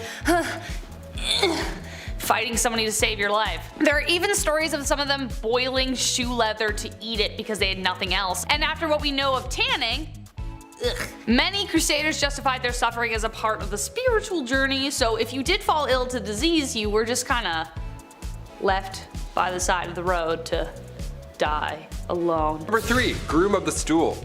Nowadays, assistants grab your coffee for you, maybe they answer some phone calls, keep the business running while you're off doing your other business stuff. Assistants are vital. The groom of the stool was quite vital when it came to the king. Created by King Henry VIII, the role was to assist the king's bowel movements. Yeah, you had just a box with you that you carried at all times, little opening lid, smelled horrible, and you would literally follow the king until he needed to use you. Yeah, porta potties weren't a thing, and there's no way you're going to catch a king in the woods. In fact, you won't even catch a king wiping his own behind. That was also reserved for the groom of the stool. Lucky you. And this stool, you would have water, towels, a wash bowl, the whole setup, and you're probably thinking, Taylor, which poor soul had to be stuck with this role? What must you have done to deserve such a punishment? Well, this is the job you wanted, really. Only sons of noblemen could take on this role, and in doing so, they also gain access to every room, tons of nice clothes, any bedchamber furnishings, and of course, a high pay. Yeah. I would say this is the craziest job on this list, but it's really not. Number 2, the executioner. A man named Franz Schmidt meticulously chronicled his life as an executioner in detail. And well, as you can guess, it's not a fun one, but there was a lot of humanity behind it too. He had to start practicing on pumpkins at first, then graduate to live animals, and then humans. Who would choose a role like this? Well, though legally the role wasn't hereditary, it pretty much was by expectation and blood. The job was passed from eldest son to eldest son, with other sons being trained to fill vacancies. Daughters of executioners married sons of executioners, so the position would continue. As most people saw this as a pretty undesirable profession, it was difficult to keep anyone at their posts, so the job fell to the men who inherited the axe, as it were. So not legally, but it was. This cycle of executioners created something called executioner dynasties across Europe. The existence of these dynasties meant that men were trapped in this cycle of employment and had few other opportunities to work. It also meant you had a very lonely life, as people who associated with death weren't people anyone liked to hang around. And number 1, the gong farmer. The gong farmer, of course we had to end on this one, as it's definitely the most crappy of the list. Medieval washrooms are just horrible. They're not really a thing. They didn't have the sanitation techniques that we have today. Stuff would often pile up within the castle walls, and over time it would smell worse and worse. You can only imagine. The rat trapper would be around this area too, I'm assuming. So maybe they would see each other and fist bump and be like, hey, our jobs suck, nice, let's do it, get that bread. So these respected gong farmers, they would come in and take the bad stuff away from the castle. They were crap commuters, essentially. These cesspits were usually in the bottom of the castle, the lowest level, because you know how gravity and things work. These guys would go in and dig through years of yuck, piles of it, just moving all day long back and forth out of the castle. They too were paid well, really well obviously, but a lot of these gong farmers got sick. A good number of them just wouldn't come out of those pits. Pretty horrible, right? And on top of that, people didn't like talking to them. Their job wasn't cool, like the guy who takes heads. Head and shoulders also didn't exist back then. They didn't smell the best. They were often just kind of and they cross the street. It was sad. It was all bad. Hashtag all bad. Kicking off our list at number 10, the London tornado. We've all heard about the Great Fire of London in 1666. So let's talk about another horrible event from history, shall we? That's why I'm here, after all. On October 16th, 1091, harsh winds from the southwest took out more than 600 houses and a handful of churches. There was a mighty tornado. The Church of St. Mary was a rather unholy place to be on that specific day. The tornado killed 2 men in this building, and it tore up the roof, and timbers went everywhere. The rafters were actually ripped from the structure, then slammed down far away back into the earth. Turns out historically about half of these rafters were buried in the dirt. That's how much force was thrashing them about. Tornadoes are so scary. I feel a strong wind outside and I'm immediately back inside. That's it. I'm shaking in my boots. I don't mess with wind. Number 9, the Great Drowning of Men. Such a tragic name, my lord. How about we take out the word great and all these references maybe? I don't know, it's kind of horrible. In the Middle Ages, coastal areas around the North Sea were hotspots for flooding. Now historically, there were numerous reports of flooding here, and for some reason, between the 11th and 15th centuries, this area would get absolutely destroyed. It would get completely swamped. And it's even larger than you could possibly imagine. The St. Marcellus flood took place on January 16th, 1362. Now the death toll here, I mean obviously it's impossible to tell for sure, but historians believe it was at least 25,000 people. That's horrible. Atlantic gales were to blame for the rush of water, because this event also goes hand in hand with the Great Wind of 1362. The Great Wind, awesome. The Mighty Wind, like it's not great at all. It's not really good. Number 8, one name. This next one here blows my mind. I never really thought about this before, but what was it like before we had surnames? Surnames were introduced to us in England in 1066, but before then, well, you were just Greg, period. That's it. There was another Greg, well, that was it. Now you guys had to fight till the death. No, I'm just kidding. At first, surnames were a little bit different. They were descriptions almost about the person you were meeting. So you'd meet a guy and he would say, hey, I'm Greg Red. Red signified his red hair. Makes sense. Greg Red, Greg Gray, he's getting a little old. Got it, Gregs, we're good. But the best part, your name could actually change over time because your description and then your appearance would also change. So one day you would meet Greg Red, but eventually his hair would fall out, he would age, then get stressed because, you know, he's living in the medieval times and all. And then once that happens, your name would change to match your new description. Now you're Greg Ball. Ball back then meant bald in Middle English, so everyone had the last name Ball. Isn't that amazing? Next video, I'll be Taylor Ball. I'll just be bald. Why not? Just change it up like Heisenberg. Number 7, medieval meals. Yes, I hope you're eating while you're watching this. If so, give it a thumbs up, take a big bite, and good luck. Seeing as the holidays just passed, I figured there's no better time to mention a medieval holiday tradition. I'm glad we don't do this one anymore. This one's pretty gross. Swans today, they're beautiful. We see them traveling in pairs, and we don't hunt them down because, well, that would be insane, right? Medieval days, swans were hot property. They were a delicacy of the upper classes. Christmas swan pie. Nice, here you go, for you and yours. Enjoy, Merry Christmas. I would be crying on Christmas Day if I saw this on the table. They would actually stuff swans with beef, which I personally don't recommend. Turkeys, I'm like, okay, that we've dealt with. Swans, I'm like, no, but they're in love. They mate for life. Do we eat both? Let's eat both, I guess. Other medieval meals included peacocks, cranes, turtle doves, sparrows, and herons. Herons? Imagine Christmas dinner is a heron lying on the table. You're like, really, Dad? I don't really want to eat this. This is a long neck. Number 6, the dancing plague. Okay, summer 1518, a summer we will never forget, sadly. One of the most bizarre events in medieval history, the dancing plague. The town of Strasbourg was calm, cool, and or collect until out of nowhere, one woman began to dance uncontrollably in the streets. She was convulsing, it was wild, but then soon others joined in and eventually there were over 400 people dancing their days away. Now it sounds funny in some degree, but it's really tragic. This was not a good time at all. A great amount lost their lives due to pure exhaustion and heart attacks, and the authorities tried their best to help the situation, so they paid for musicians to perform for them while they danced, while they were convulsing. They're like, oh yes, bring in a jazz band, let's complete this image. This happened a few times in Europe, not just once.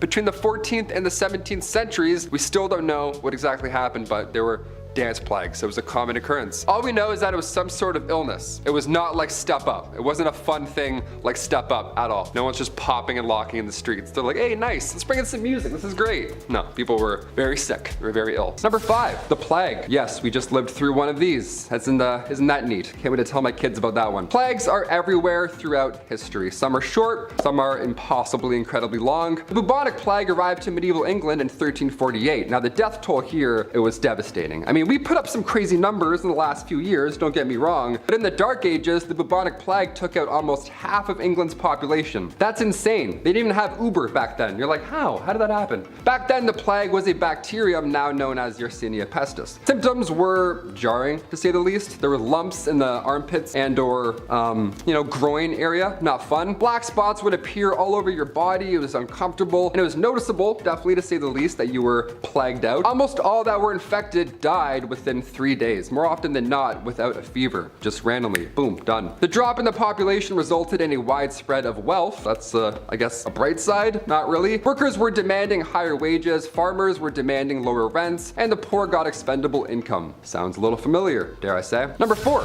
Greek fire. One's absolutely crazy. Greek fire was a weapon used in medieval times. It was particularly used by the Byzantine Empire, and it was known for its ability to burn even when submerged in water. Yeah, almost like magic, some would say. Some scary, hot magic. The composition of Greek fire was a closely guarded secret, but it was known to be a highly flammable liquid that could be projected from tubes onto enemy ships or soldiers. So yeah, they would just blast liquid lava at you, and then they're like, yeah, war's done, just like that. Like in Game of Thrones, where it's just green fire, it was kind of like that. Greek fire was often used in naval battles and set enemy ships ablaze in 4 minutes or less, and its use was a significant factor in the success of the Byzantine navy. The exact ingredients and recipe for Greek fire, like I said, they have been lost to history, and its composition remains a subject of debate and speculation among historians. Let's hope we don't find this one. I don't know, let's find some pharaohs, mummies, tombs, treasures. That's great. Some guy's like, oh, the recipe for liquid lava that we can shoot at people. Awesome, let's do it.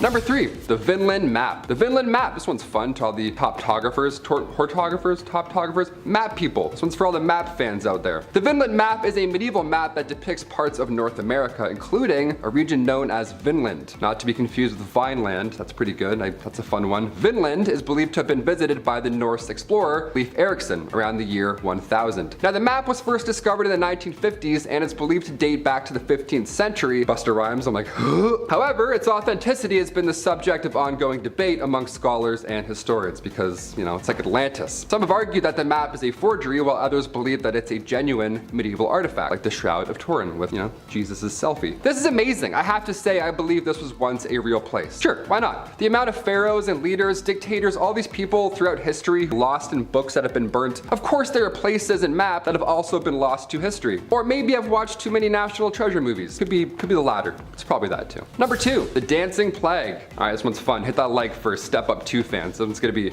real sick. July 1518, one of the most bizarre dance circle / plague events, who knows really, in medieval history went down. It was the craziest dance circle all of history, I have to admit. The dancing plague. Yeah, why can't this be the plague that comes back now? Why it had to be the one that was gross, everyone's coughing on each other? Why could we all just be popping and locking in the streets in 2020? Would have been way better. The town of Strasbourg was calm, cool, and collect one summer, back in 1518, until out of nowhere, one woman began to dance, or convulse, uncontrollably in the streets. Others soon joined her, which is the weird part, and eventually over 400 people were all dancing the days away, or convulsing, one of the two. It's really tragic. See, this was not a good time. It's, you know, we call it the dancing plague, like, oh, they were all dancing in the street. No, it was a nightmare. People are like seizing on the ground. Seizing? People are seizing on the ground. It was tragic. A good amount lost their lives due to pure exhaustion alone. Authorities, they tried their best to help out the situation. They paid for musicians to perform for them while they convulsed, which is just the thing you need back then. They're like, oh my god, what's happening? Quick. They just played music. They're like, this makes it way better. This is so fun now. No, it was horrible. Everyone was sick. This was a disease. This happened a few times in Europe, believe it or not, between the 14th and 17th centuries, and we still don't know what exactly happened. All we know is that it was some sort of illness and that it was not like Step Up 2. Apparently it was not sick, nor 3D, nothing like that. And finally, number 1, no insults. This one here is great. This would change the game today. If we brought this one back, so good. I can't whistle, but it'd be like that. If you hurled insults at somebody back in medieval times, they were entitled to compensation and they could summon everyone else who's around at the time to be a witness. Yeah, if you spoke bad of someone during the Viking Age, even if the person wasn't there, it could ruin their reputation. And because of that fact, you now need to pay them for the possible damages you caused with your words, with your sick, nasty words. It doesn't even matter if the insult was true either. The reputation was how you gained employment back then. It's how you met friends, and it was really important. It was an important thing not to be messed with. Also, if you insulted one man, apparently you insulted his entire family as well. So it's like that Vin Diesel kind of Fast and Furious families everything vibe where with one person, they're all coming at you. It was rough. There were some words, however, where a man would be allowed to kill you if you said it. I don't even want to know which words that was. Sometimes you went a little too far spreading lies, so they had to make it a capital punishment. Thou shalt not talk smack. Get out of here.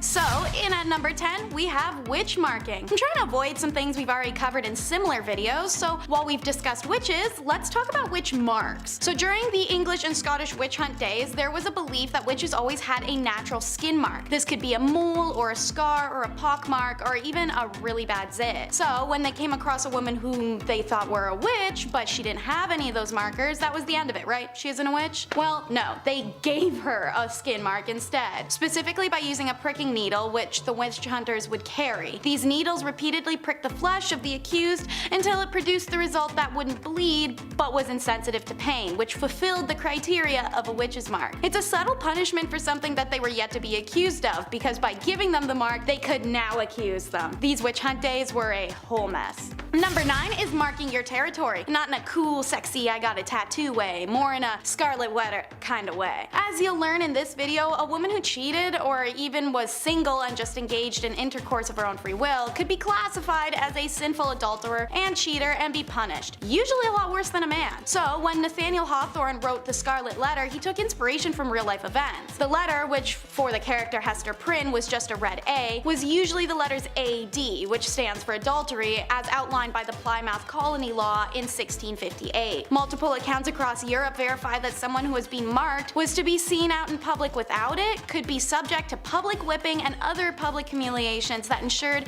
a person's social alienation. Like in The Scarlet Letter, when Puritan minister Arthur refuses to admit his sinful side of the act with Hester, he's branded with an A in his chest. In a man's case, while this was of course painful, it was allowed to be hidden. He also didn't have to face the societal consequences the way any woman would have. For number 8, we travel to discuss status degradation. While it still persists today, not everyone knows what it means. So essentially, you do something wrong, oopsies, you lose some of your basic human rights. You could steal something, have relations out of wedlock, cheat on your partner, miss some work. Every empire that has used this tactic has had a variety of ways that you could mess up and receive this punishment. Naturally, in times where a woman was property and couldn't buy things, own things, or do things, or breathe without having a man side-eye her for it, this was a monumental punishment to receive. Under the Roman Empire Augustus, who reigned from 27 BCE to 14 CE, a woman guilty of adultery could lose several rights as a citizen and suffer a financial burden. Noblewomen in the Kingdom of Korea during the Chosun dynasty faced a similar degradation of their societal status if they were found guilty of remarrying as a widow.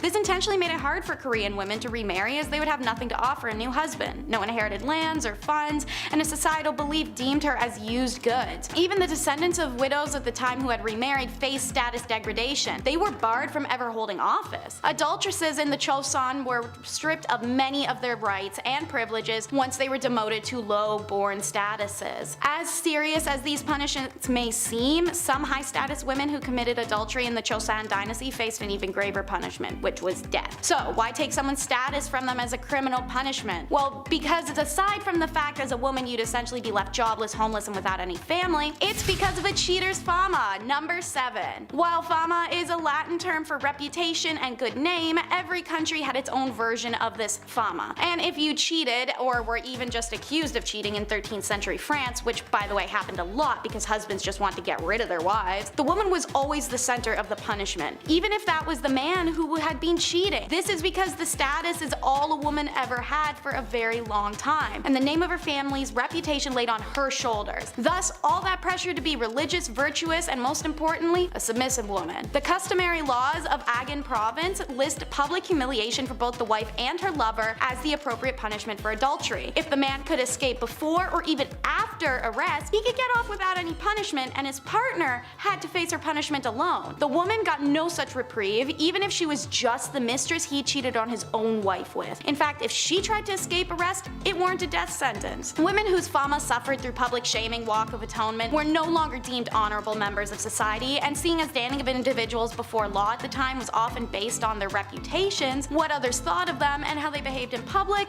she'd be left, as I said, homeless, familyless, and dejected. For my Game of Thrones people, think Cersei. Number 6 is no protection. Get your mind out of the gutter. That's not what I'm talking about. I mean, there's no protection from capital punishment. While civil laws were easier to work around by just getting married alone, you can borrow money or property, you can buy things that you couldn't before and sign contracts, the criminal law didn't bend to a married woman, as she faced the same penalties as an unmarried one. Now, there are technically one exception: pregnancy, but only because it could potentially be a boy, which is insane. Additionally, all women were exempt from certain torts, such as the breaking wheel. But man, when a woman got capital punishment, it was the one and only form, and it was the most brutal and painful one: burning at the stake. By the way, they claim this was the only and the necessary option of execution for a woman, as it's a preservation of female modesty. Apparently, other forms of execution were unbecoming of a woman. Although there may be some truth to this wild justification, modern historians have rounded it down to just misogyny, family, as well as a deep-rooted suspicion and dislike of women as the root of this execution decision. Essentially, when given the opportunity to punish a woman, men went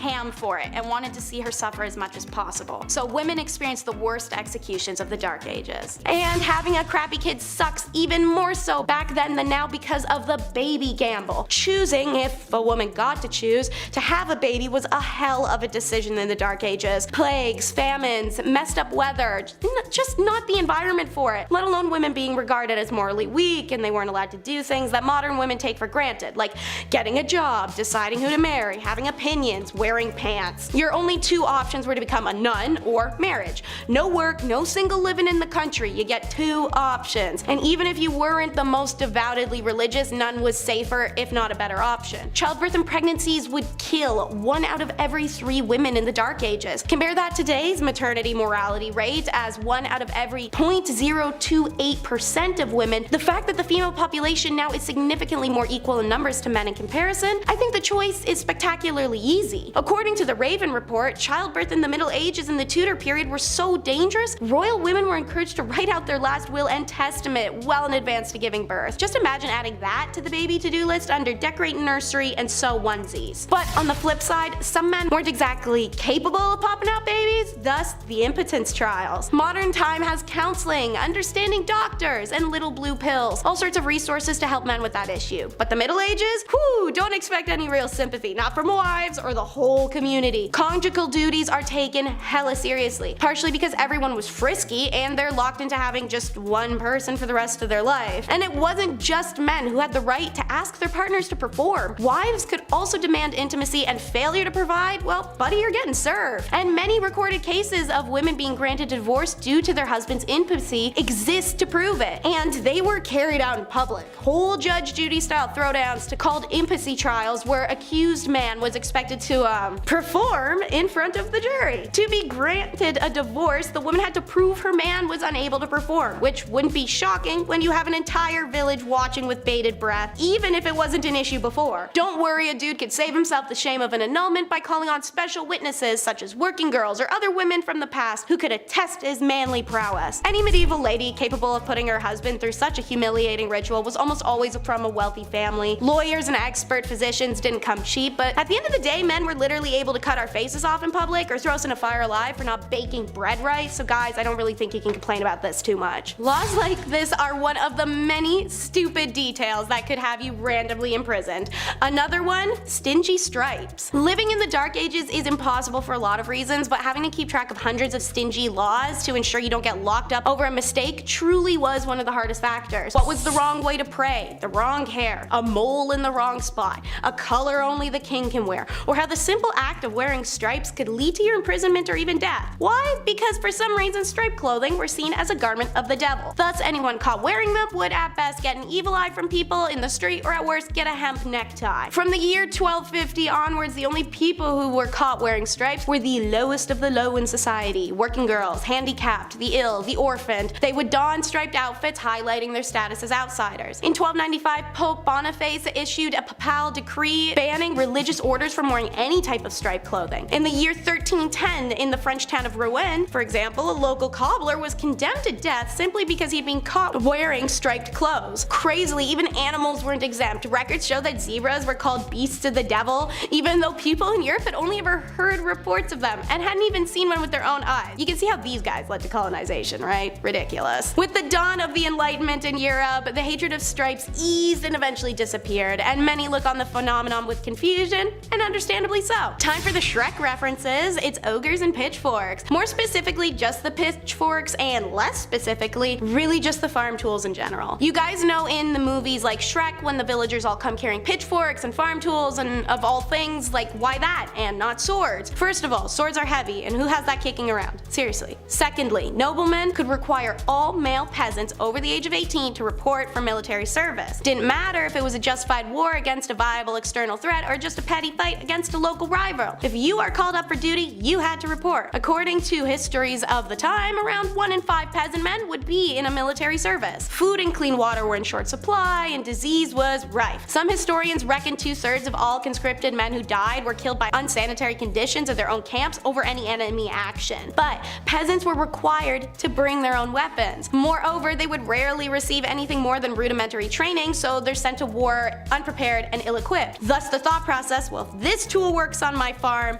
for this, it'll work for that. So, what really sucked about military service in medieval times is how little was in for it for you. These days, joining the military can be a way of learning a trade or generally improving your lot in life. Not so back then. Feudal lords were fearful of their peasants getting too powerful, so you're once a farmer, you're staying one. If a peasant soldier got too skillful on the field of battle, there were several cases of them ending up mysteriously dead. It's like getting a Journalist of the Year award from the CIA. And finally, it wasn't just living that was impossible, but death sucked too. Alright, so evidently, whether from this video, others, or general universal knowledge, Dark Ages was pretty grim reality to live in. It's short, dirty, desolate, and brutal. But when it wasn't short, it was somehow worse. See, anyone over the age of 50, which was a crazy age achievement at the time, was deemed elderly. Unlike other cultures existing at the time, elderly in Europe are not even close to revered or respected. You didn't get to retire, having to pay your own way and continuing to work until physically you simply couldn't. Then, yeah, after that, you're really just a burden. Your own kids are side-eyeing you and everyone's asking you why you haven't died yet. What's the big hold up here, guys? For many, death was the only real chance to escape from everyday hardships or working the fields and trying to get enough money and food to survive. And when that finally happens and you pass through and rejoin the energies of our earth, you will finally find your peace. Yeah, no, psych, that still didn't happen. According to some research in Europe during the Middle Ages, massive 40% of graves were disturbed. Now, this wasn't like grave robbing during the Enlightenment. There were no university medical schools paying good money for fresh corpses to study. Rather, most cases of grave disturbances were run-of-the-mill theft. Often people would be buried with a small selection of their possessions, perhaps a favorite cup, a locket, a stuffed animal toy, or other such trinkets. In tough times, even some dead person's mystery grave junk might be enough to tempt a broke thief to dig someone up. However, this wasn't always the case. There's some even weirder crap too. Archaeologists in England have found evidence to suggest that in dozens upon dozens of quote grave robbing cases, rather than looking for objects, those responsible bound and gagged the dead bodies and then left them like that. It seems like they're fearful of restless souls, or perhaps of the undead rising again. Who knows, they had a lot of problems back then. Starting us off is cutting edge courtship, quite literally in this case. It was traditional in some Nordic countries to have courtship customs involving knives and daggers. This is due to sacrificial nature in their original belief. The purpose of a dagger is prevalent for that after all, but it was also due to its functionality. In Finland, when a girl came of age, her father let it be known that she was available for marriage by providing her with an empty sheath. The girl would wear an empty sheath attached to her girdle, skirt. If a suitor liked the girl, he would put a pukoko knife in that sheath, which the girl would keep if she was interested in him. If she wasn't, she could just toss that anywhere. The knives were often custom, so a man would be able to woo a woman with unique details and imagery on a blade, but could also offer an heirloom or traded blade. Seeing as women of the Nordic region didn't shy away from handwork such as farming, jewelry making, clay working, etching, clothiers, and even some positions like smelting, a blade was a thoughtful and convenient gift that also said, I love you a whole dagger's worth. Something so romantic about giving someone a gift they could quite literally kill you with. In the meantime, while the Scans are giving blades, the English are being taught the no-no days and the no-no ways. In layman's terms, they were being told how to have intercourse and when. That just doesn't make for a fun title. You may be familiar with these laws and regulations. They've come up in some of our other medieval and Middle Age videos. This was a time period where the church had a lot to say in state affairs. Not to say that it doesn't now, but they were able to make determinations such as intercourse schedules around the religion. Real laws were in place that people could not have sex on Sundays, Thursdays, or Fridays due to religious reasons. Whenever a holiday had a fasting period, such as Lent, abstinence was expected then as well. If anyone was to deviate from the set rules by having intercourse, they were committing a grave sin. These laws were written in penitentials, which were books that indicated what was allowed under the church rules and what was not. Oral, backdoor, premarital, and self-inflicted intercourse were banned in these books. Now thankfully their wide-range taboos included some good stigmas to have, such as interbreeding, so that minimized people keeping it in the family and messing up our future populations. But even with sexual laws, men could be knaves, which is just an old-timely way of saying being a dog. Now I'm not saying ladies couldn't have itchy feet and dog their way around too. We do it now and we've been doing it then, but it was a lot worse for ladies to be caught back then. So the general consensus is that it it was rare, and when it did happen, it was usually affairs outside of a marriage. In general, young medieval daters had to be cautious. While peasant marriages were a little more than saying we're married most of the time, reputation, especially for a lady, was huge, as was virginal status. Men of higher status often sought out beautiful peasant girls for affairs. Sometimes they benefited the woman greatly, and she'd become an heir to a status child, thus elevating her own. But for the most part, it was pure carnal enjoyment men were after, in a time when women were told to do the opposite. And so it became a game of men trying to win a single woman into doing the act. She had everything on the line while he usually had nothing. Secret flings were frowned upon, to say the least, and were often seen as a sign of potential trouble, hence the English ballad that would warn of knaves preying on young fair maidens at country fairs. A young woman caught having affairs was a wild scandal that could even be punished for or put to death, so making the decision to bow to a lord's or even a common man's pressure could quite literally destroy a woman's whole life and being. Yet it's still a decision women made. Ah, hormones. Yet when it comes to marriage, it's always love versus politics. Medieval marriages tended to be negotiations, particularly around dowry, but it wasn't all about money. It was very important that a noble woman is a virgin at marriage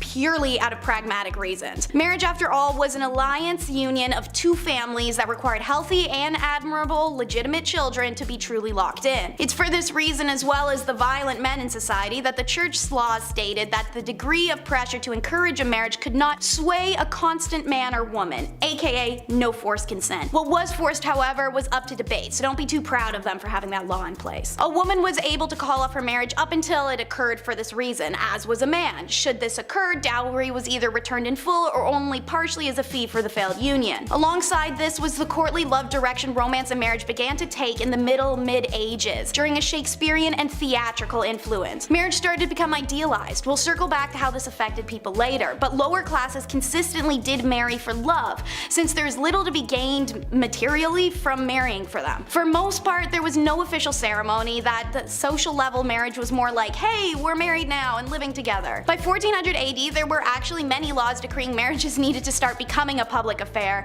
and one may wonder how often people did marry in secret. Next up, watch lords try to impress ladies with a lance measuring contest. As mentioned, courtly love and chivalry are important facets of medieval society and culture, and seeing as tournaments and displays of masculinity were centerpieces of this culture, it's no surprise it made its way into courting. By 12th century England, tournaments were in full swing, usually consisting of jousting and melees, a big organized throwdown between knights that were not expected to be dangerous but occasionally resulted in serious injury or death. These tournaments were respectable places to meet potential suitors, and singles flocked to these spots to watch heroic knights joust and parade themselves around while noble maidens looked on adoringly. Some contemporary conservative commentators, as well as the church, however, complained that the tournaments were places of frivolity, scandal, and lust. Buzzkills. Don't worry, if sword fighting isn't your forte, then poetry or songwriting were also popular ways to express your love to a lady. Number 5 is the Russian beard tax. Alright, so this technically was just outside the realm of medieval times and into middle times, but in 1698, Russian Emperor Peter the Great placed a tax on beards, hoping to force men to adopt the clean-shaven look that was common in Western Europe. Peter's goal was to shift Russia to an Eurocentric visual. His return from a 2-year escapade in Europe had him changing up the fashion trends as well, replacing their long, familiar Russian overcoats with French or Hungarian-style jackets. They were shorter in length. It meant anyone walking the streets in an old-fashioned robe was liable to have it cut short by Peter's designated fashion inspectors. The same inspectors would approach any bearded man they saw, requesting to see his beard token,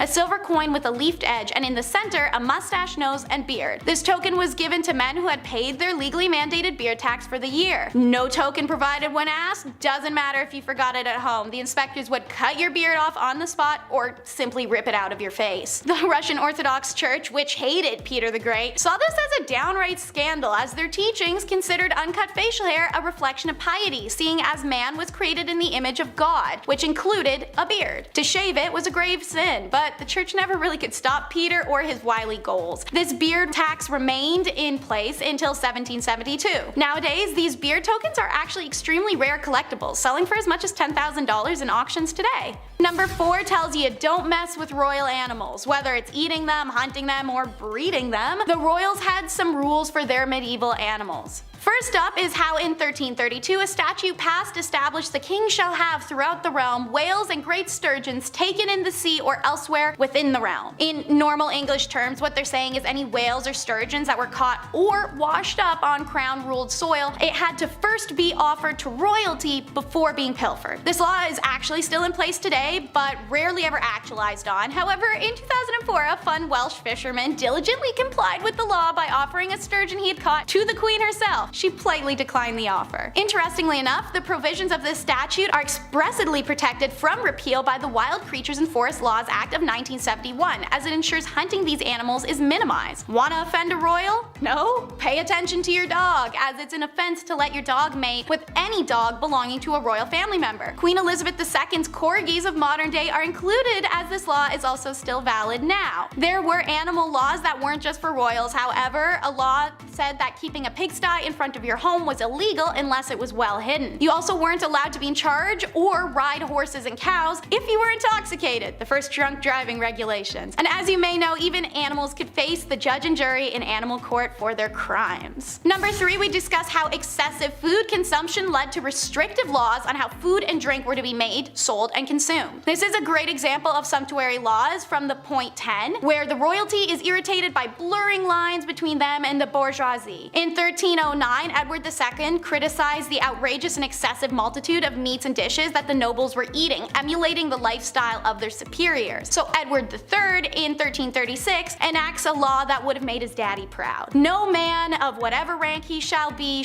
served a meal with more than 2 courses, except for certain festivals such as Christmas, on which 3 courses were allowed. Edward III said that many mischiefs caused by the many sorts of costly meats which people in this realm had used was the reason for this decision. But seeing as commoners were practically starving to death at the time, it's obvious where this law was pointed. These laws may or may not have influenced the behavior, but there was no real evidence of any actual enforcement of them. So despite this, the statute wasn't repealed until 1856, but there was no proof of it being used. Scold, and no, not what your mom does when you don't clean your room, is number 2. The word scold was used as a legal term for women who disturbed their peers or husbands' peace with quarreling, gossiping, slander, brawling, or even just talking too much. Imagine he left his socks on the floor again, you tell him to put them away, and boom, just like that, you're a scold. While being a scold wasn't a crime, it was criminally punishable, and they had quite a few imaginative and funky ways in which to do so, such as a scold's bridle, which is an iron cagelet or mouth that encases the mouth exterior and interior, ensuring that the woman's mouth opens or even her tongue moves. Metal spikes would lacerate and puncture her. Sometimes they would even add insult to injury by parading the woman around town in the bridle to face scorn, or by chaining her to a fireplace where she could inhale ash and soot and desperately try not to cough lest she gets the brittle spikes. There was also a yoke, a type of wooden restraint that could either hold 1 or 2 people. A woman could be made to wear one alone, sent walking for hours under the disproportionate weight as a punishment, or she might be locked up with the woman she was fighting with, in which case you don't have the discomfort of the weight, but you do have the discomfort of staring at your rival's ugly mug for a while. Doing the do and when to comes in at number 1. In medieval times, there were numerous religious laws enacted that aimed to restrict the act of reproduction and the times in which it could be done. In a 7-day week, a married couple could only engage 4 of the days. Thursday and Fridays were no-no days, as people were supposed to prepare for the Holy Communion, and Sunday as well, because it was the Lord's Day. In a year itself, the 47 to 62 days of Lent, and then the 40 to 60 days of the Feast of Pentecost, relations were prohibited. For the 35 days leading up to Christmas, it was also banned. Anyways, medieval folks considered the eyes important in regards to a person's sexual appetite, so it was also encouraged not to make eye contact during banned periods with someone if you're attracted to them. That I can actually kinda get. It is a romance movie trope after all. Anyways, outside of a religious factor, abstinence during Lent ensured no babies would be born during winter time periods when food was scarce and it was harder to endure pregnancy. At number 10, bloodletting. Back in the medieval age, medicine just wasn't the greatest.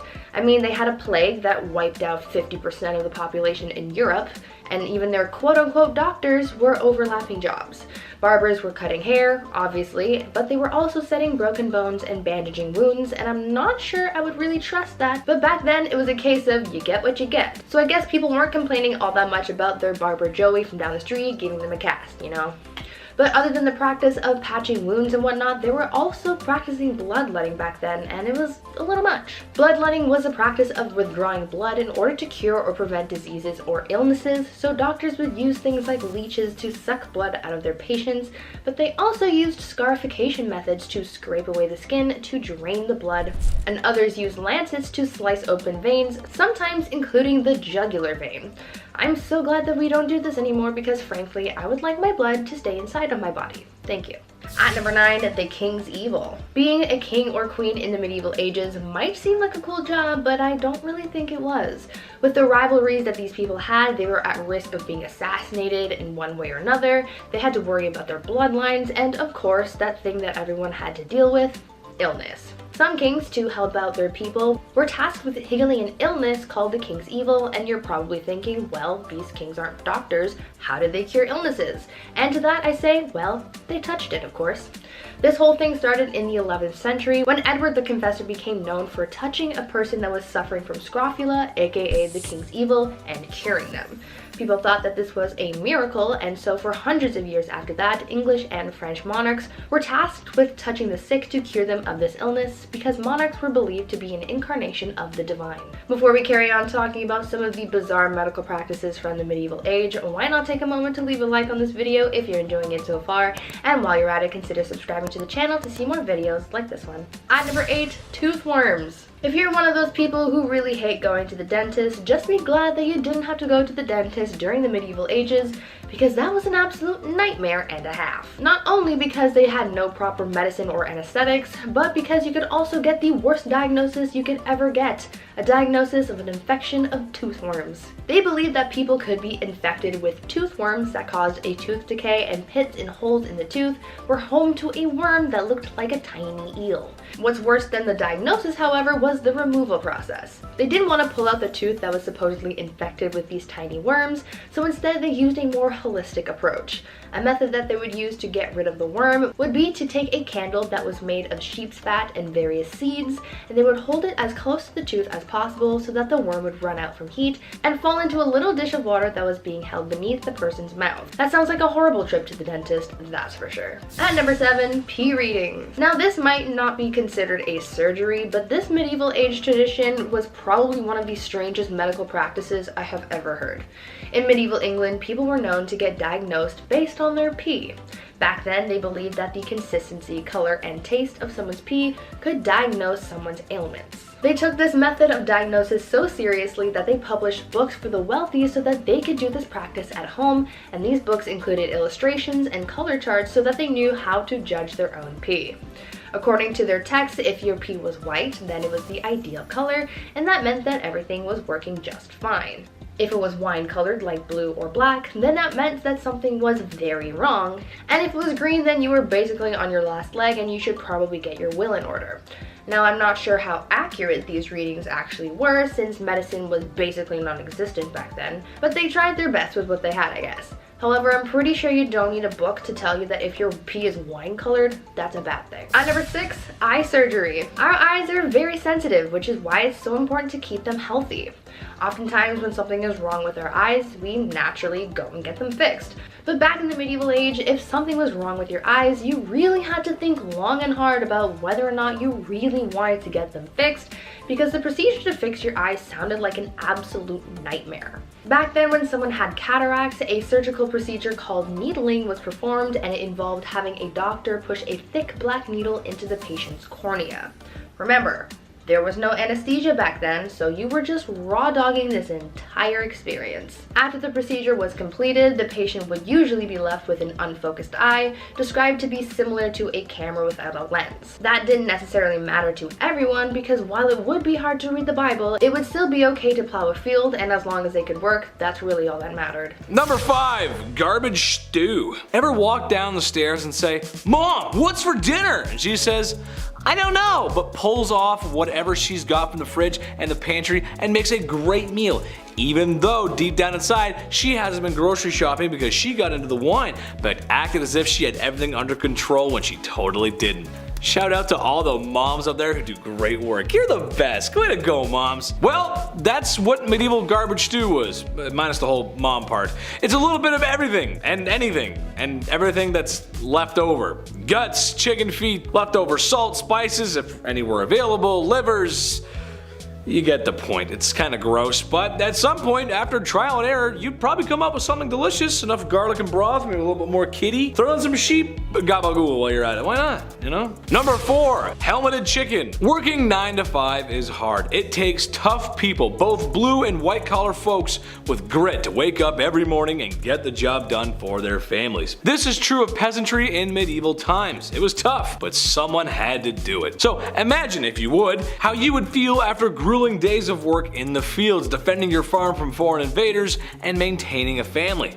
That's a tall order. After all that, you find out that royalty have been having extravagant dinners and meals, and having meat every meal, which is kind of rare for peasants. It wasn't that common. Not only are they having meat, but they're having multiple types of meat at the same dinner, and on top of that, they're sewing poultry on top of pigs to make it look like it was a knight in a coat of arms riding into battle. Just like a turducken, because they're bored, and that's what a helmeted chicken was. Boredom. Crazy. People are starving outside and they're like, we should sew the chicken and the pig together. Number 3, humble pie. I'll cut to brass tacks on this one. I've never had venison before, but I hear it's good. I'm willing to try it. I like trying new things.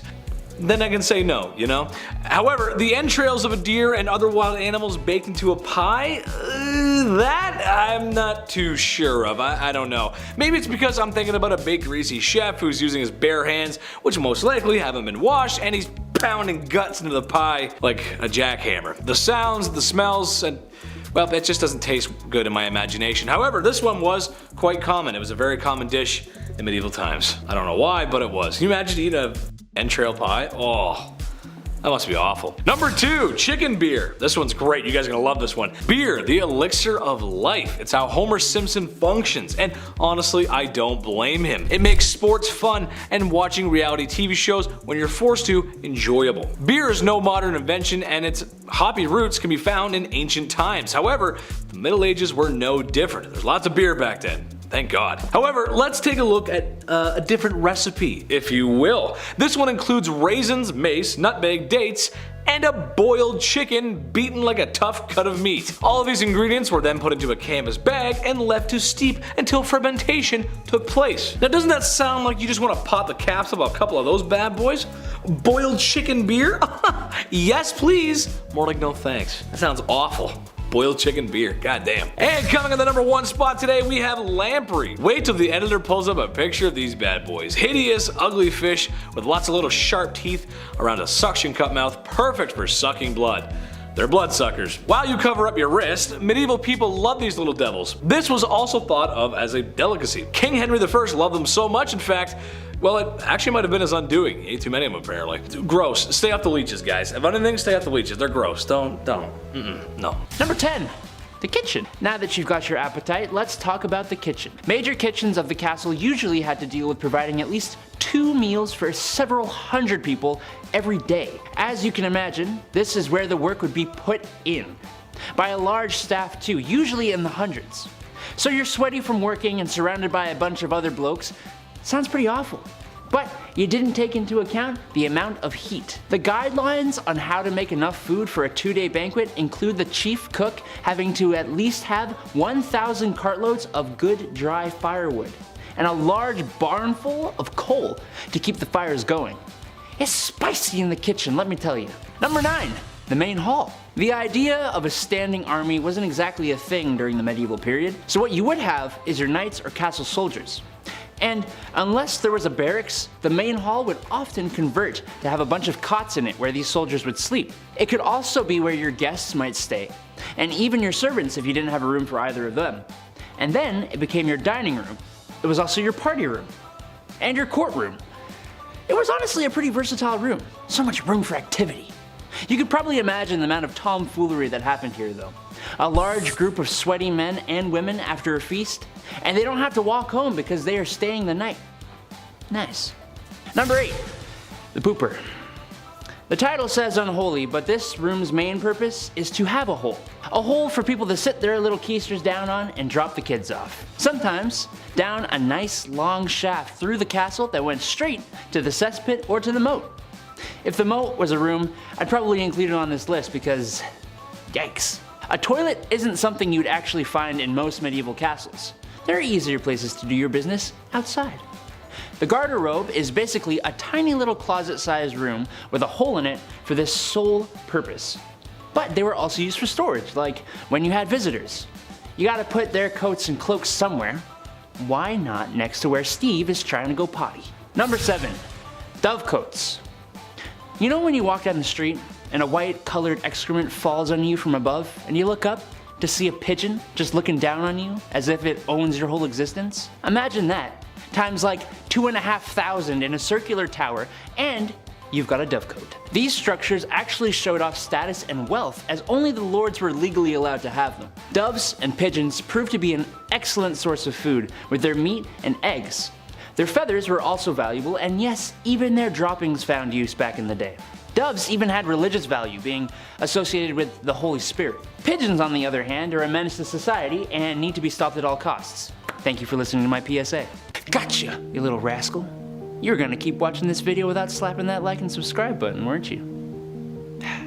That's fine. I guess you can do that. But gee, we would really all appreciate it if you just gave those buttons a little poke. And then we can poke back with more of these videos.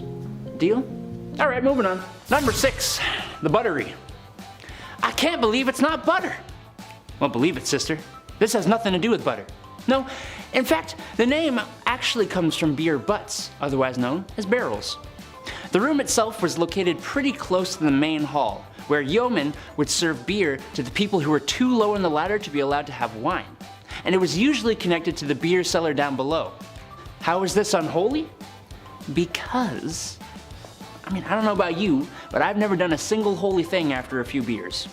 Number 5, pole vaulting. The day pole vaulting was born was December 25th, 1521. It was a Christmas miracle, some would say. A laborer named Robert Baker, he was heading home from the church after a Christmas gathering. Severe floods interrupted his normal commute home, classic medieval flash floods. So Robert Baker, the quick thinker that he is, he grabbed a tall pole and he just vaulted his way over this new stream that had appeared. And then he continued home. He just carried the stick home and he was like, what have I done? What have I invented? Now at BumbleBee, we don't recommend this as a commute. Don't pole vault over things in general, unless you're a professional, don't do that. Because later on, when attempting that same stunt, Baker's pole snapped mid-leap and he ended up drowning. Yeah, the poor guy bridged to Terabithia himself. You don't want anything to happen like that. That's really bad. Again, in 1540, a similar case. Somebody tried to leap over a pond, but the pole wasn't strong enough and it broke and they drowned. Do you pole vault? If so, comment down below how scary it is to learn, because I'm interested. I don't know. Number 4, falling bacon. If they ever made a Final Destination movie that takes place in medieval times, that'd be an odd pitch. This would be the opening scene, for sure. This is crazy. Not sure how true this is, but if so,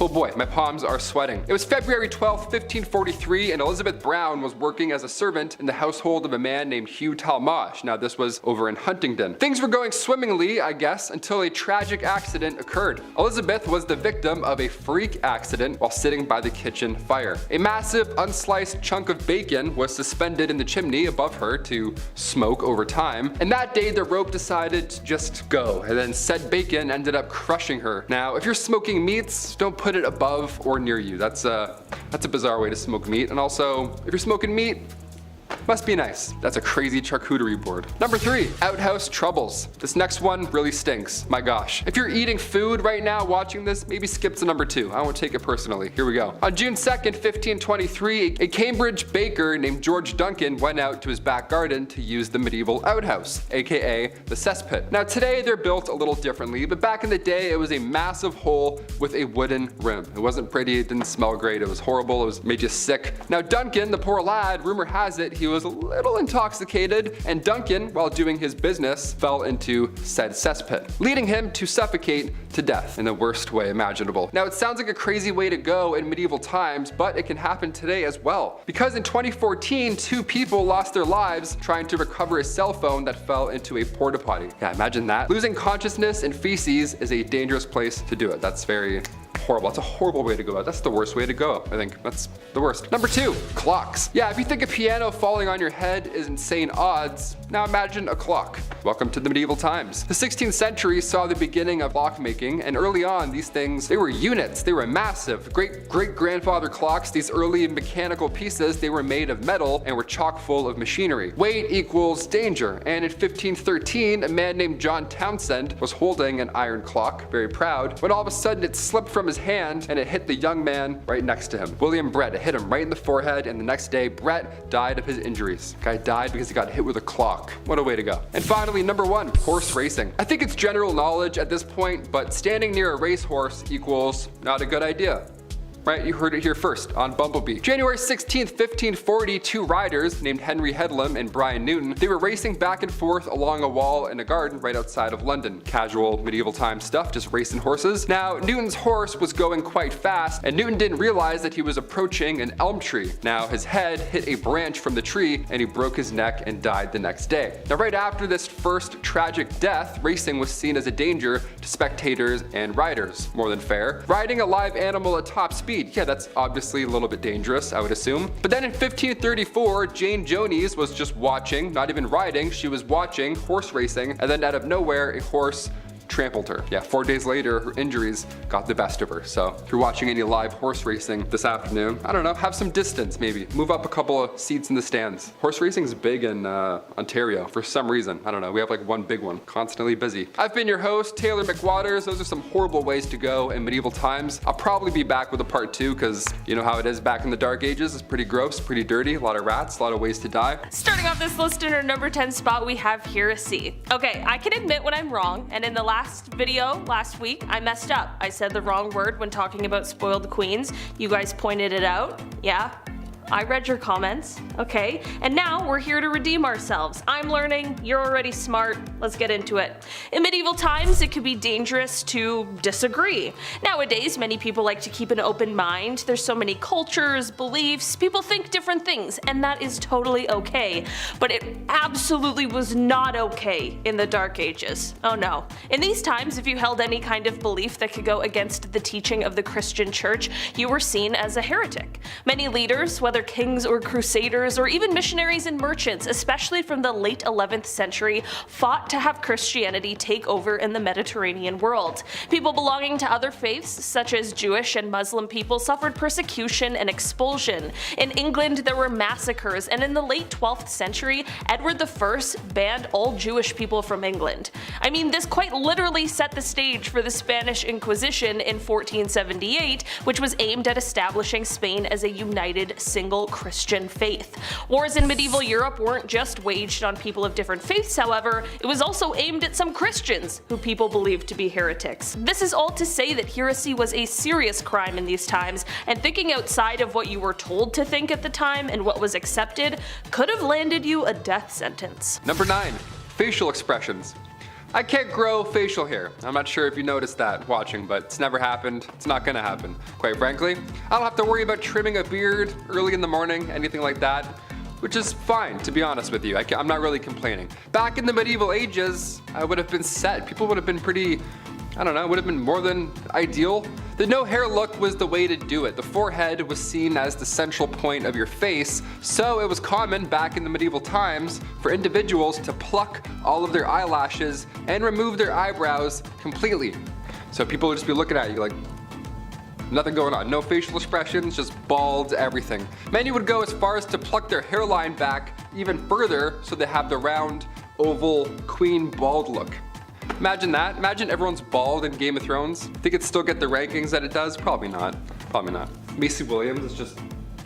In our number 8 spot today, we have Animal Court. The history of animals being put on trial goes back pretty far, as it is believed it has roots in ancient Athens, but it was definitely a common practice as recently as the 18th century. Courts would go after things like rats, weevils, flies, locusts, and serpents for damaging crops, and when punished, they weren't just liable for damages, they could be banished and excommunicated. Like, imagine trying to banish a fly. This isn't where it ends though. In civil criminal court, they'd have livestock being tried for violence against humans. Like, I'm sorry, Your Honor, my client could not tell the prosecution that she didn't want to be milked because she's a cow. Kicking was the only way. As an example of a real animal court case, let's take it back to 1457 France. Villagers in a town witnessed a sow and her 6 piglets attack and kill someone. Terrible story, sounds absolutely horrifying to have to witness. In this day and age, animal control would be called and all of those pigs would likely put down. But not in these times. When this happened, all the pigs were sent to court. Like real court. There was a judge, 2 prosecutors, 8 witnesses, and a defense attorney for the accused animals. Witnesses provided testimony that proved that the sow had most definitely attacked the person and was definitely responsible for the crime. The piglets, however, well, for them, testimony was a bit murkier. There wasn't a witness who actually saw any of the piglets do any actual attacking. They just had blood on them, which isn't necessarily a sign of their guilt, it just means that they were there. This is why the court, while they did sentence the sow to death, the piglets were exonerated for their role in the crime. It's very strange and now would be a very expensive system, but in those times it really did work for them. Number 7. Inns and taverns. When we think of a medieval tavern or an inn, it's important to note the difference. Yes, there's drinking in both, and yes, both of them don't smell so great. But inns, their sole purpose was to house travelers comfortably, whereas a tavern, not so much housing, more rough housing, if anything, if you catch my drift. Say you're passing by one of these taverns, right, Saturday night, you feel like grabbing some questionable ale from some questionable establishment, well, you better come prepared. In the Middle Ages, you had to bring your own fork everywhere you went. Just one fork on your side, on your persons. That's so gross. We didn't have a guy sitting in booth 11 doing roll-ups all night, looking at you, just wishing that he didn't work there, right? This was the Middle Ages. You didn't have a fork. No one had forks. If you had a fork, you were lucky, right? You were the rich kid on the block with an in-ground pool. That was you if you had a fork. Steak knives also were only reserved for carvers, so until the 17th century, you were just poking around your meal until you had a bite-sized amount, and then you would choke on it because it's horrible. It's all chewy and horrible. In our number 6 spot today, we have the filth. If you lived in a city during this time in history, it would have been an absolutely filthy place to be. I mean, human and rats lived in harmony. Not harmony, the plague, but things were so dirty rats were everywhere. Want to go swimming in the nice stream nearby? Well, good luck, because not only is that body of water used for dumping sewage, but it's also for the village's water supply to both drink and bathe in. Disease was plentiful, obviously, and it spread exceptionally quickly. Spreading disease was even easier considering how all of the homes were packed full of people and no one really knew anything about hygiene and the benefits yet, health and otherwise. If you were to go out in the evening, especially at past curfew, it was also an insanely huge risk. Going out ran you the risk of getting killed or robbed with no police on the streets to help protect you at all. While city living provided a bit of safety in numbers situation compared to the countryside and also provided more opportunities to make money, it was still quite a risky place to live during the Dark Ages. Children's Crusade is number 5. Joining Where the Wild Things Are and Labyrinth for most bratty and annoying kids is a boy in some stories named Stephen, who claimed to have been given a divine message from God to go forth and conquer the world. He was 12. Anyways, Stephen approached many royals looking for resources only to be turned away. He even asked for the support of King Philip of France, who very rationally told the kid to go back home before bedtime. This was directly after the Holy Land Crusade, so it was mainly due to the fact that they believed he wanted to live out a hero legacy like his idols because he was 12. Like prepubescent boys, Stephen wasn't going to drop it when told no. He instead started preaching and recruited a band of faithful children to lead them into the Holy Land. One day, having found someone to supply his large gaggle of children, reportedly over 1,000, with a boat, Stephen loaded everyone up unarmed and unprepared and took to the seas. They were never seen again. It's believed Stephen's ship sank or the children were stolen by the ship crew and brought to Egypt for other unfortunate purposes. No matter what happened, the preachings of Stephen led to what's believed somewhat between 1,000 and 10,000 children to their demise.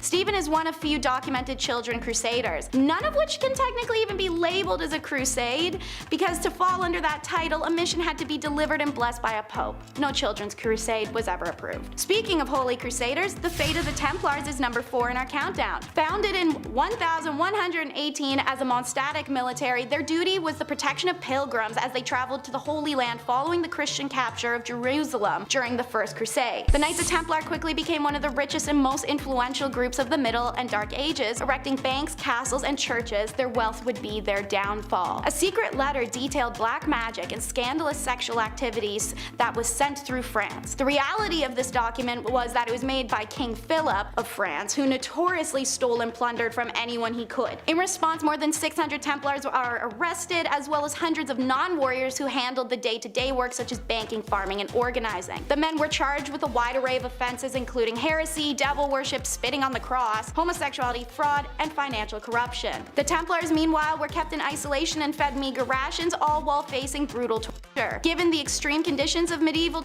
methods, it's not a surprise within weeks, hundreds of Templars just confessed to false charges. Their lands and money were confiscated and officially dispersed to another religious order, the Hospitallers, although greedy Philip did get his hands on some of the cash he coveted. Didn't know this guy was real, but the Pied Piper is number 3. The proof is etched in the Hamlinia face itself. An inscribed plaque on the stone facade of the so-called Pied Piper's house, dating to 1602, reads, AD 1284. On the 26th of June, the day of St. John and St. Paul, children born in Hamelin were led out of the town by a piper wearing multicolored clothes. After passing the Calvary near Koppenberg, they disappeared forever. The tale, in fact, has survived a very long time. Originating as medieval folklore, it inspired the Grimm brothers' legend, The Children of Hamelin, and one of Robert Browning's best-known poems, The Pied Piper of Hamelin. While there are some small differences in the stories, the basics remain the same. The piper was hired by the people of Hamelin to rid the town of rats. Trailing after their hypnotic notes, the rat catcher and his magical flute made them go to their demise. But when the town refused to pay the piper for his service, the savior came for Hamelin's children. Entranced by the notes of his magic flute, the boys and girls followed the piper out of town and simply vanished. So what happened to Hamelin's children? One theory is that the Pied Piper played the role of a so-called locator or recruiter. They were responsible for organizing migrations to the east, and they were said to wear colorful garments and played an instrument to attract the attention of possible settlers. Popular opinion is, if this is the case, the children may have been taken to the Berlin area, as the family names common in Hamelin at the time show up in surprising frequency in areas of Uckermark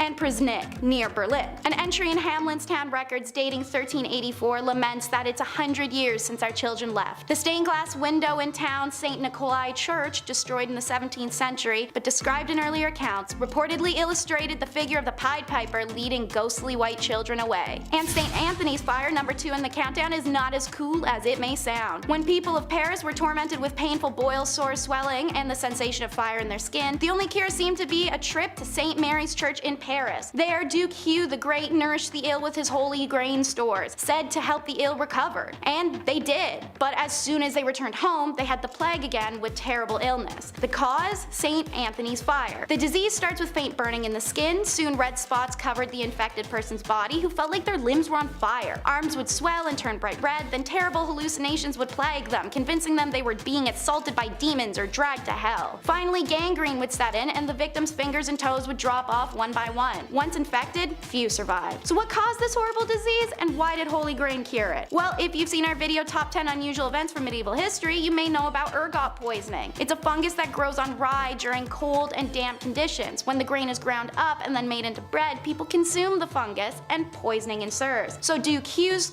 stores of holy grain were better maintained because of his status, and they weren't contaminated with ergot. When people ate his grains, their ergotism went away, but as soon as they returned home and they consumed their contaminated grains, they were poisoned again. Ergot would remain undiscovered still for years to come, and many forms of ergot poisoning would manifest in this time. Number 1 takes the video title seriously though, the Dark Age. It's said the 9th plague of Egypt was complete darkness that lasted for 3 days. Well, this may not be entirely wrong, with the exception of it actually being 18 months. In 536 AD, it's said a huge portion of our world went under a dark, mysterious fog that fell on Europe, the Middle East, and parts of Asia. The fog blocked the sun during the day, causing temperatures to drop, crops to fail, and people to die. As a result, countless documents were found in this country of mysterious darkness. However, they weren't taken seriously until the 1990s, when researchers in Ireland noticed the rings on the inside of trees indicated some funny business around 536. Summers in Europe and Asia became 35 Fahrenheit to 37 Fahrenheit colder, China even reporting summer snow. They realized that the ancient witnesses were really actually onto something. They weren't being hysterical or imagining the end of the world. Now researchers also discovered what may be the main source of the darkness. A volcanic eruption in Iceland in early 536 helped spread ash across the northern hemisphere, creating a fog and altering the global climate patterns, causing years of famine. With this realization, accounts of 536 become real horrifying real fast. I mean, put it in perspective. One day the world is plunged into darkness and then the sun just never rises again. In primitive times especially, this seemed to have a traumatic effect. We marvel to see no shadows of our body at noon, wrote Cassiodorus, a Roman politician. He also wrote that the sun had a bluish color and the moon had lost its luster and the seasons seemed to become jumbled together. Number 10, hedgehog. I bet all the things you thought people ate back then, you weren't expecting hedgehog. I know I wasn't. This is medieval times, however, and sometimes food ran short. Sometimes you gotta do things you wouldn't normally do, and that includes eating a poor hedgehog. It starts by ending the life of a porcupine or hedgehog via the neck. Ooh, gross. Singeing all of those protective spine needles, gutting the poor little guy, where it was then boiled so it would naturally unravel because they're always rolled up. Alternatively, you could bake them in clay for that Hannibal experience. Sonic be nimble, Sonic be quick, but not quick enough to avoid our appetites. It's kind of sick. I don't know, I couldn't think of a rhyme there. It's just gross. People eating hedgehogs, man, come on. Number 9, kitty. Honestly, I was a little surprised by this one. No, not because it is a cat. Obviously, in Western society like ours, kitties are pets, and they're just decent animals. I can accept that other cultures and in the past, folks were different. It's what they do. There's nothing wrong with that. However, cats kind of have an interesting history. A lot of times, they're associated with bad luck or misfortune. And not just black cats, but cats in general. Medieval times were weird. So I'm surprised that they would even try and eat one. According to one medieval recipe, it involves removing the head because that's not for eating. Obviously, should have known that. It was thought that the cat brains could make you lose your judgment. I'd argue at that point we'd already lost our judgment, but okay. The next step is simple. You bury it in the ground for a night because that's what you do, and then you boil it in a broth with garlic. I love garlic and broth just as much as the next guy. I don't know if that's the recipe I'd be going for. Oh man, I'm getting sick already. Number 8, beavers. Nice beaver. Thanks, I just had it stuffed. Huh? Naked Gun, anybody? Huh? No? I love Leslie Nielsen movies, what can I say? One day, folks, I promise I'll be there. Speaking of Canadian icons, beavers. It's my national animal, and if you end up on fairgrounds, you can almost bet you will find a vendor selling fried beaver tails. The northern states will know what I'm talking about, but for the southern and western states who for sure eat this but have a different name for it, it's fried dough. It's not actually an actual beaver tail. Beaver tails are delicious, especially with a Nutella spread. Oh, that's my favorite. The hot Nutella, it's beautiful. However, in medieval times, beavers were quite popular. It makes more sense than you think. They were already valuable for their furs, and apparently, well, they were sought after for the round boys. You know what I'm talking about? Cough here. The trend of gotta do what you gotta do is gonna come up a lot on this list. That's just kind of how things go. There's an animal, you're gonna eat it. That's it. Number 7, roasted swan. This one is supposed to be a delicacy. Roasted swan. You just go to the park and see those swans floating in the pond and you think to yourself, yeah, I'd like to roast and eat those birds. Kind of a weird thing to think, but okay, sure. I know swans can be aggressive, but damn, okay. Anyway, more disturbing than daydreaming about eating unusual poultry is what medieval people did to prepare swans. One recipe calls for its guts and vinegar to be used in bread making. I think we'll skip on that one. And another one where the skin is removed, roasted, and then the skin and feathers put back on the bird, so you put it back on the dinner table for like a show and then peel it back off. It's strange. I feel like that's not very sanitary. I feel like the feathers are the dirtiest part. You always have to remove the feathers, don't you, Chris? I don't know. It's weird. Number 6, sheep's business. When you've trimmed all the meat and you're staring at an animal's piece of deal, there's only one thing left to do. Wash it, clean it, stuff it with 10 eggs, milk, fat, and roast it with ginger and cinnamon. Sounds yummy, honestly. I just wish it was a better, cut of meat and not the sheep's meat. Like I said, it's a case of you gotta do what you gotta do. I know today there are some dishes involving the undercarriage of bulls, and I hear it's good, but you can't blame me if I'm a tad skeptical. So that one was all about a sheep's his gabagool, you know, his Wiener von Schnitzelminer. Number 5, Shroud of Turin. They say art is subjective, but what does the Shroud of Turin really show us here? Is it JC? Is it Jesus Christ himself? Many believe the cloth shows an image of Jesus when he was crucified, and once you see it, it's hard to argue otherwise, hard to get out of your mind. Radiocarbon tests do date the cloth back to around 1260, and recent studies suggest that shroud was used in medieval church plays that would depict this exact scene, the resurrection of one Jesus Christ. What do you think? Accurate representation or another case of face pareidolia? Face pareidolia is when you see Jesus and things. I got our producer Chris. I see Jesus every day right there. A little bit more jacked than Jesus, but you know, same image, more or less. Number 4, summer is cancelled. Back in 2013, scientists discovered a volcano on Lombok Island in Indonesia that went off sometime around May into October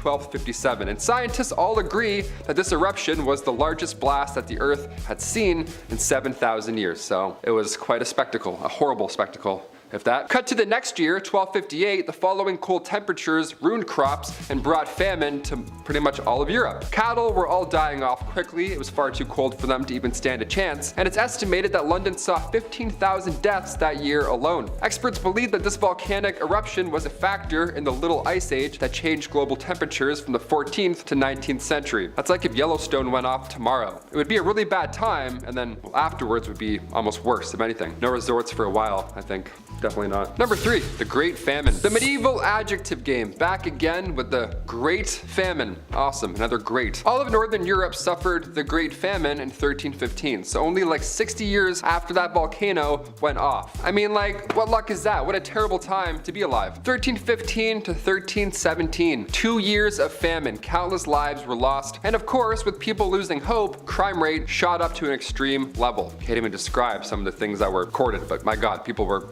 horribly insane. The Great Famine brought unrest in peasants, but it also disturbed members of nobility. It's always nice when that happens, right? It's not all of us suffering. Some of these noble purple lords up here are also starving. Cool, we're even. They were set back, and in turn, they gave up the oath of chivalry. Now, talk about the Dark Ages. They're like, you know what?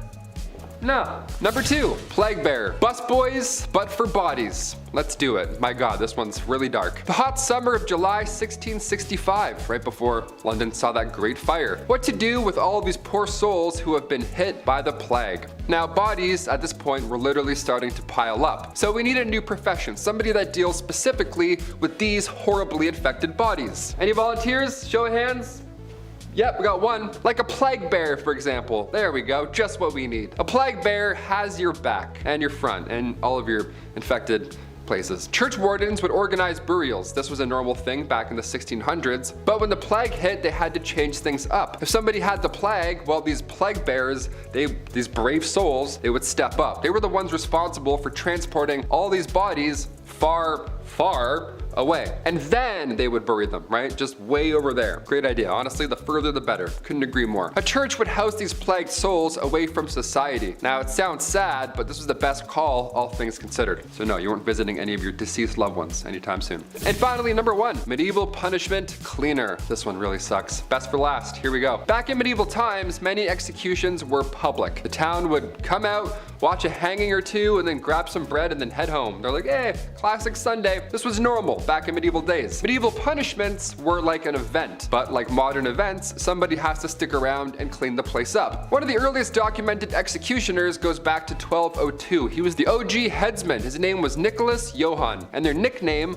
was the Justice. The Justice. Are you kidding me? My palms are already sweating. Are you sure it wasn't the mountain? My god. Afterwards, this position spread through many capitals and large towns of Western Europe, and with them came the execution cleaners. Yeah, just a squeegee and a spray bottle. They're like, hey, which table, boss? Let's do this. Over his 36 years of ruling, King Henry VIII executed roughly 57,000 people. Yeah, welcome to the Middle Ages. Hope you like mopping. You're gonna be doing it a lot, like a lot. Kicking off our list at number 10, rat poison. Yeah, this one's pretty gross right off the hop. During the 16th century, it was common to fill your house with arsenic trioxide to keep rats from your food supply, right? You don't want those guys hanging around. They're bringing the plague in, a little nasty. Barbara Gilbert of Leicestershire, she thought that she was grabbing flour and ended up mixing this stuff with milk. That was a really bad mistake. She thought she was preparing a meal for her family when really she was about to poison them. Now, it's horrible to say, say, but Barbara, she took a sip, thankfully, before her family, and then she was thankfully the only person who lost their life because of this,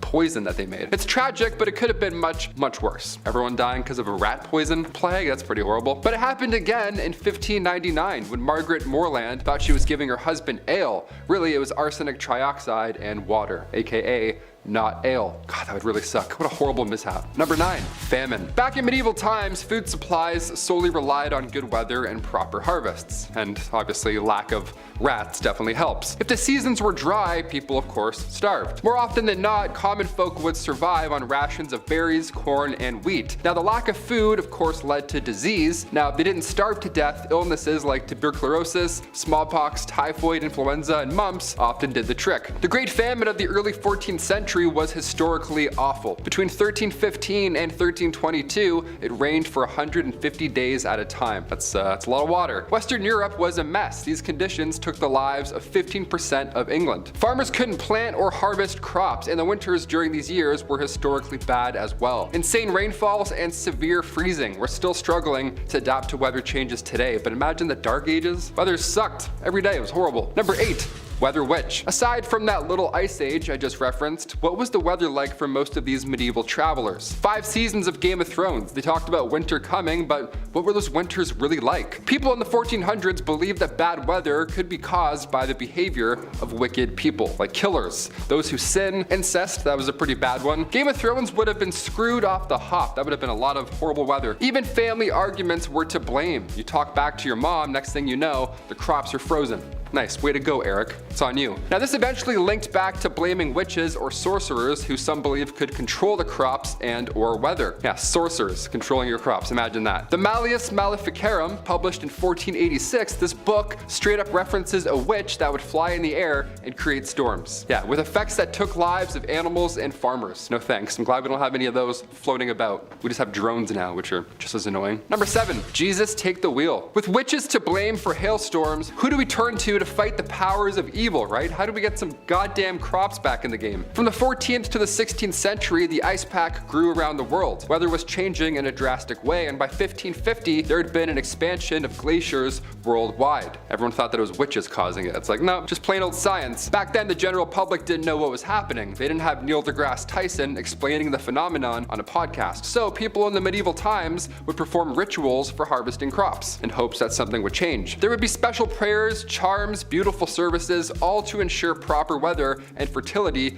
of the fields. Certain saints, like historical saints, they were believed to protect against harsh conditions. To protect us from the frost, we had Saint Servais, and to shield us from the winds, we had Saint Clement. And to fight back against drought and the rains, we had the one and only Saint Elijah, or Elijah. The power of the saints and the Virgin Mary were believed to protect against storms and lightning, so that's like the medieval version of the Avengers, I guess. 'Tis the season. Thank you, Saint Mary. Let's keep it dry. Canada has a huge storm coming tonight, so could use some of that saint power ASAP. Number 6, violence. Imagine going outside in medieval times. Is it dangerous? Is it lonely? Is it full of criminals? What's it like? What were those odds like just to get home? Street violence and brawls in taverns were as common as they are today. And like we saw a few times in Game of Thrones, peasants got a bit fed up from time to time. Yeah, can't imagine why, huh? Vassals would revolt against their lords. This happened historically a few times. The rebellion of peasants in Flanders, this went down in 1323, and then 60 years later, England saw the peasants revolt in 1381. A lot of peasants getting fed up. Yeah,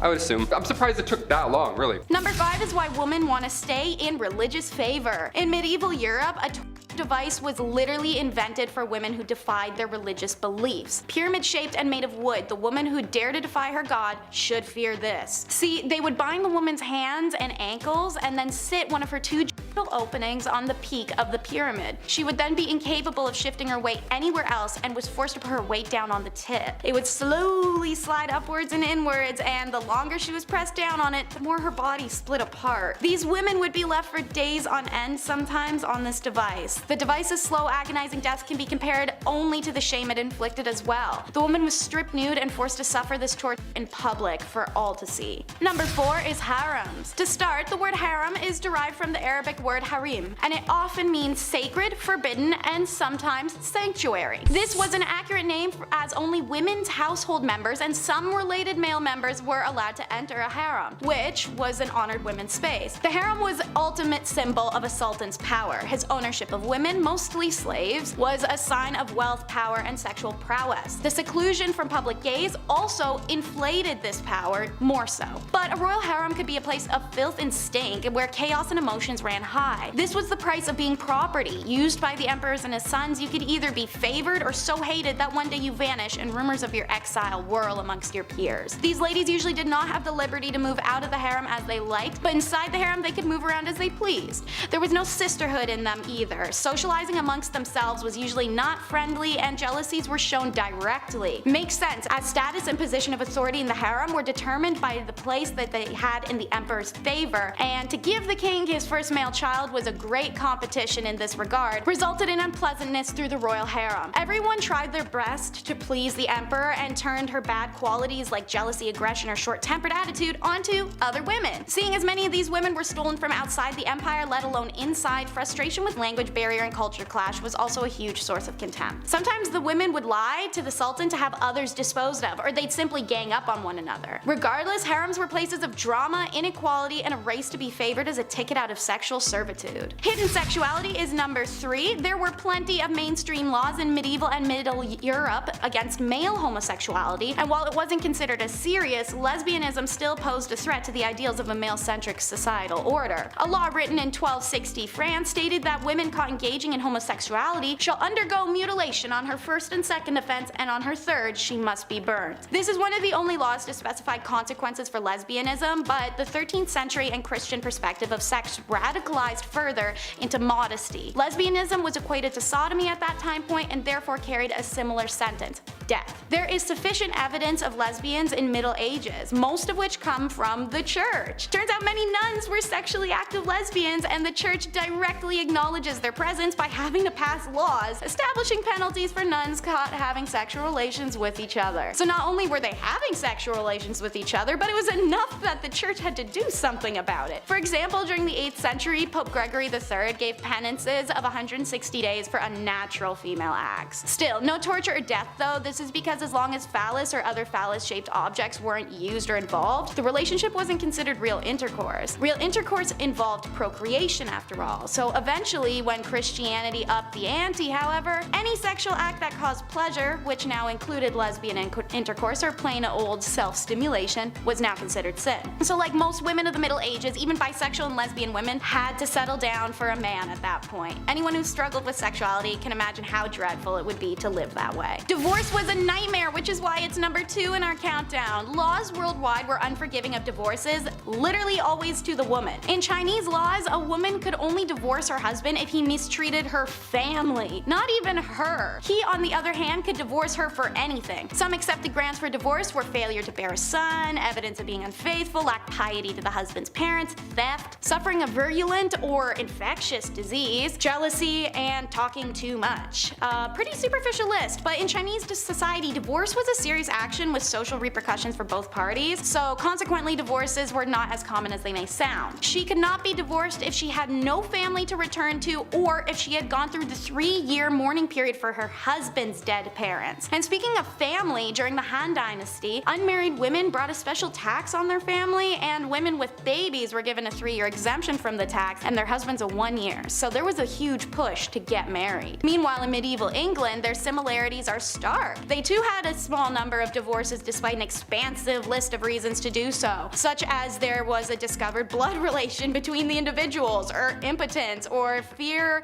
used to obtain consent, marriages entered into under false pretenses, things like that. In many of these cases, the lack of sufficient evidence made them difficult to prove and thus deterred people from taking their cases to court. And number 1 is the tradition of foot binding. It existed for around 10 centuries, and there are women alive today who still have feet that are the result of feet binding. Foot binding involves systematically breaking the feet and shaping them inwards. This tradition started in the 5 Dynasties 10 states period of the 10th century, when beloved concubine of the emperor built a gilded lotus flower stage and performed a dance on bound hoof-shaped feet. Being a beloved concubine, the other concubines of the emperor attempted to imitate her feet to curry his favor. So foot binding binding began within the royal court and spread through China as the next fashion fad. It's done in a ritualistic ceremony accompanied by a variety of traditions to ward off any bad luck. They began by tucking the toes under the feet and using a long, tight ribbon wrapped up to the ankle to hold it all in place. Anytime the foot grew, they broke it inwards more, a process usually taking 2 to 3 years. The foot would remain bound for the rest of a woman's life. There is a whole list of issues this caused. Outside of extreme agony and being a handicap, it caused some women pain for the rest of their life. Their walk was changed, as was their posture, and the idealism of a slim body to lighten the pressure on one's feet was all the rage. The binding of feet actually caused the women to develop strong muscles in their hips, thighs, and buttocks, so much that the characteristics were considered physically attractive to Chinese men of the area,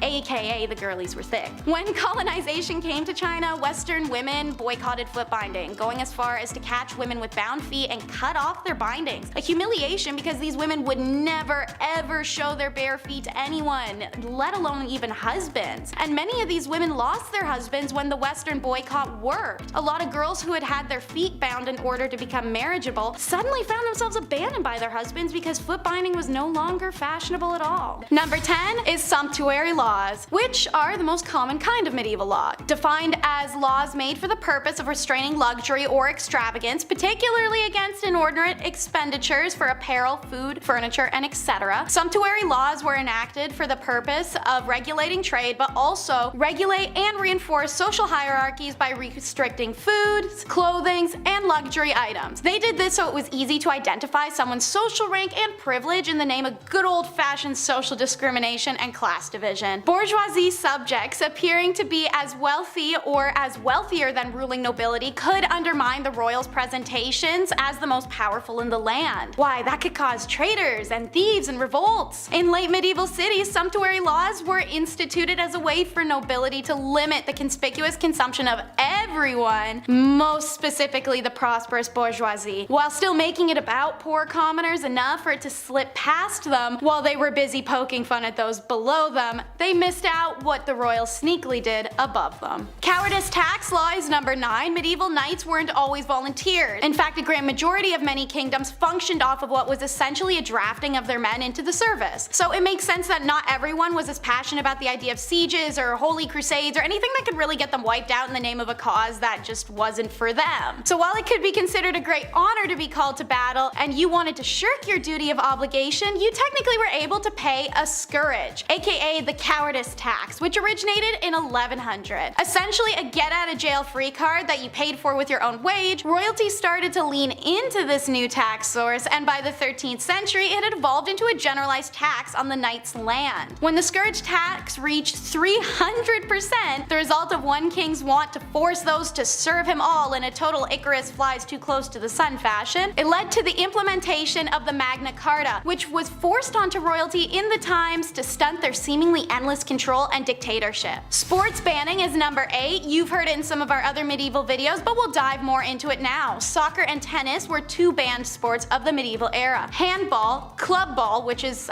essentially baseball, hand fighting, which we could call boxing, I guess. This law, which was made in 1485, was due to the belief that British men were losing their legendary archery skills, and also that these sports led to the sin of gambling. Obviously, the rules didn't apply to royalty really, so tennis actually became an exclusively upper-class sport for its etiquette, complex rules, and equipment requirements. Meanwhile, football, as you may already know, was absolutely brutal. There was violence leading up to deaths and serious injuries, and it was often played drunk and recklessly. In 1388, a national statute demanded that servants and laborers throughout the country stop playing football and other sports and practice archery instead, the latter being necessary for the defense of the realm. They reopened the law in 1410 to add the punishment of 6 days imprisonment for violating this rule. Even then, it was only enforced sporadically as royals were still depicted playing this game during the time of its illegality. Unlike others, this law obviously is not still in place today. This older legislation concerning unlawful games was repealed in 1845. Number 7 says you're not for the streets if you do these things in them. There were a few smaller rules written in correlation with street behavior in medieval times. While it was okay to toss your feces just about anywhere, in 1839 a law imposed proposed it be illegal to beat or shake any carpet or rug in the street. You can shake your doormat, however, but only before 8 a.m. in the morning. No carolers allowed then. It was illegal to sing songs and ballads in the street, especially if it was profane. And if you were to disturb the people by ringing doorbells or knocking on doors unexpectedly and unwantedly, you could be fined. Try enforcing that on Halloween. Meanwhile, in Scotland, it is still illegal to date to turn someone away if they knock at your door and ask to use your bathroom, no matter the time, place, age, or person. Spotted in a crowd is unfortunately number 6. Why unfortunately? Well, another fun, sumptuary law, and one of the earliest ever made in Europe, governed the appearance of minorities and social groups. Enacting laws stating specific dress codes for religions such as Jews or Muslims so that they were easily to be identified from other people. In English colonies, Muslims were told to wear a crescent-shaped brooch or badge, while Jews had to wear a similar badge, as well as a ring and a yellow cone-shaped hat. Yeah, I'd say that's pretty noticeable in a crowd. Alongside people who were Muslim or Jewish, the royals regulated laws of fashion towards people with certain diseases, those not following Christianity as a religion, orphans, and women of the night. Essentially, as you can tell, these were the unwanted peoples in the kingdom. So unfortunately, as mentioned, the point of these garbs was to make these people noticeable as social outcasts, so they may face mockery and degradation they didn't deserve for just simply existing. Number 5. Teeth worms. Awesome. You have any cavities? Now you're going to be looking this whole video. Dentists weren't common back in the Dark Ages, but they did have a barber. So I guess we're good for a few hundred years. This guy did it all. Cavities, toothaches, teeth worms, gross, you name it, he'll pull it out violently. Barbers were responsible for cutting hair, pulling teeth, bloodletting. Your classic 3-in-1 appointment right there, really all in 10 minutes or less. Instead of brushing with tooth tunes, back then you would rub your teeth and gums with a rough linen. Yeah, just grab an old shirt. It's an old dirty shirt we're gonna brush up for school. Like you're playing a harmonica, only dirty shirt. A few recipes have been discovered since for pastes and powders to freshen their breath back then, you know. Otherwise, you were pretty screwed. You had nothing. We went from powdered charcoal to charcoal toothpaste all over again. What a weird loop we did. Mouthwashes were also made from herbs and spices steeped in wine or vinegar, so fresh breath guaranteed, no doubt about it. In our number 4 spot today, we have the stripes ban. We've all met someone before who seems to be concerned with what other people are wearing, and we jokingly refer to them as the fashion police. But back in the Dark Ages, you might come across some very real fashion police who are actually interested in fining you, should your finest tunic not be of the local dress code. Sometimes it wasn't even just a fine. Some serious fashion faux pas could lead to your imprisonment or even your death. Stripes were definitely a main culprit in these times, as striped clothing was seen as a garment of the devil. I'm not even exaggerating either. In the year 1310 in a French town, there was a local cobbler who was put to death because he had been caught in striped clothes. Yeah, we thought the tabloids were harsh, and I mean, they are, but the medieval fashion police were unforgiving. Not only were members of clergy not exempt from this rule, but neither were animals. Yeah, calling all zebras. Good luck out there, man. This is why zebras were called beasts of the devil, and yes, this is even though the people of Europe hadn't even seen them. Just heard tales of their striped nature. Number 3, no rules football. In honor of the World Cup coming to a close, we have to take a look at football back in the late 12th century. Yeah, what did that look like? Or feel like, rather. Instead of corner kicks and throw-ins, you could do anything you wanted to retrieve the ball from the opposing team. Yeah, anything. Left hooks, some kicks, some jabs, throwing rocks, anything, you name it. It was violent. No diving in these games, I'll tell you that for free. You didn't have to. There was also no time limit. There was also no limit to how many players could be involved. So choose your team wisely. Pick the biggest guy, pretty much. It's town versus town a lot of the time. There's a lot of emotions out there settled on the field. And in the middle of it somewhere, there would be a soccer ball rolling around. We would call this a sport. Now finally, come 1314, King Edward II banned the game. And yeah, more than fair. All his civilians and citizens are dying. He's like, yeah, maybe not. Maybe it's not wise. I don't know. In our number 2 spot today, we have fast medieval marriage. There are so many messed up medieval marriage practices, we could do an entire video on just that. And in fact, we have. go check those out. But while you're here, let's talk just a bit about them. Marriage in the medieval times was quick and easy, but also difficult to prove. If you and your loved one wanted to get married, all you really needed to do was say, "We're married!" and then boom, it's done. Of course, this led to a whole pile of those spur-of-the-moment type marriages, especially considering how sex before marriage was widely condemned in these times.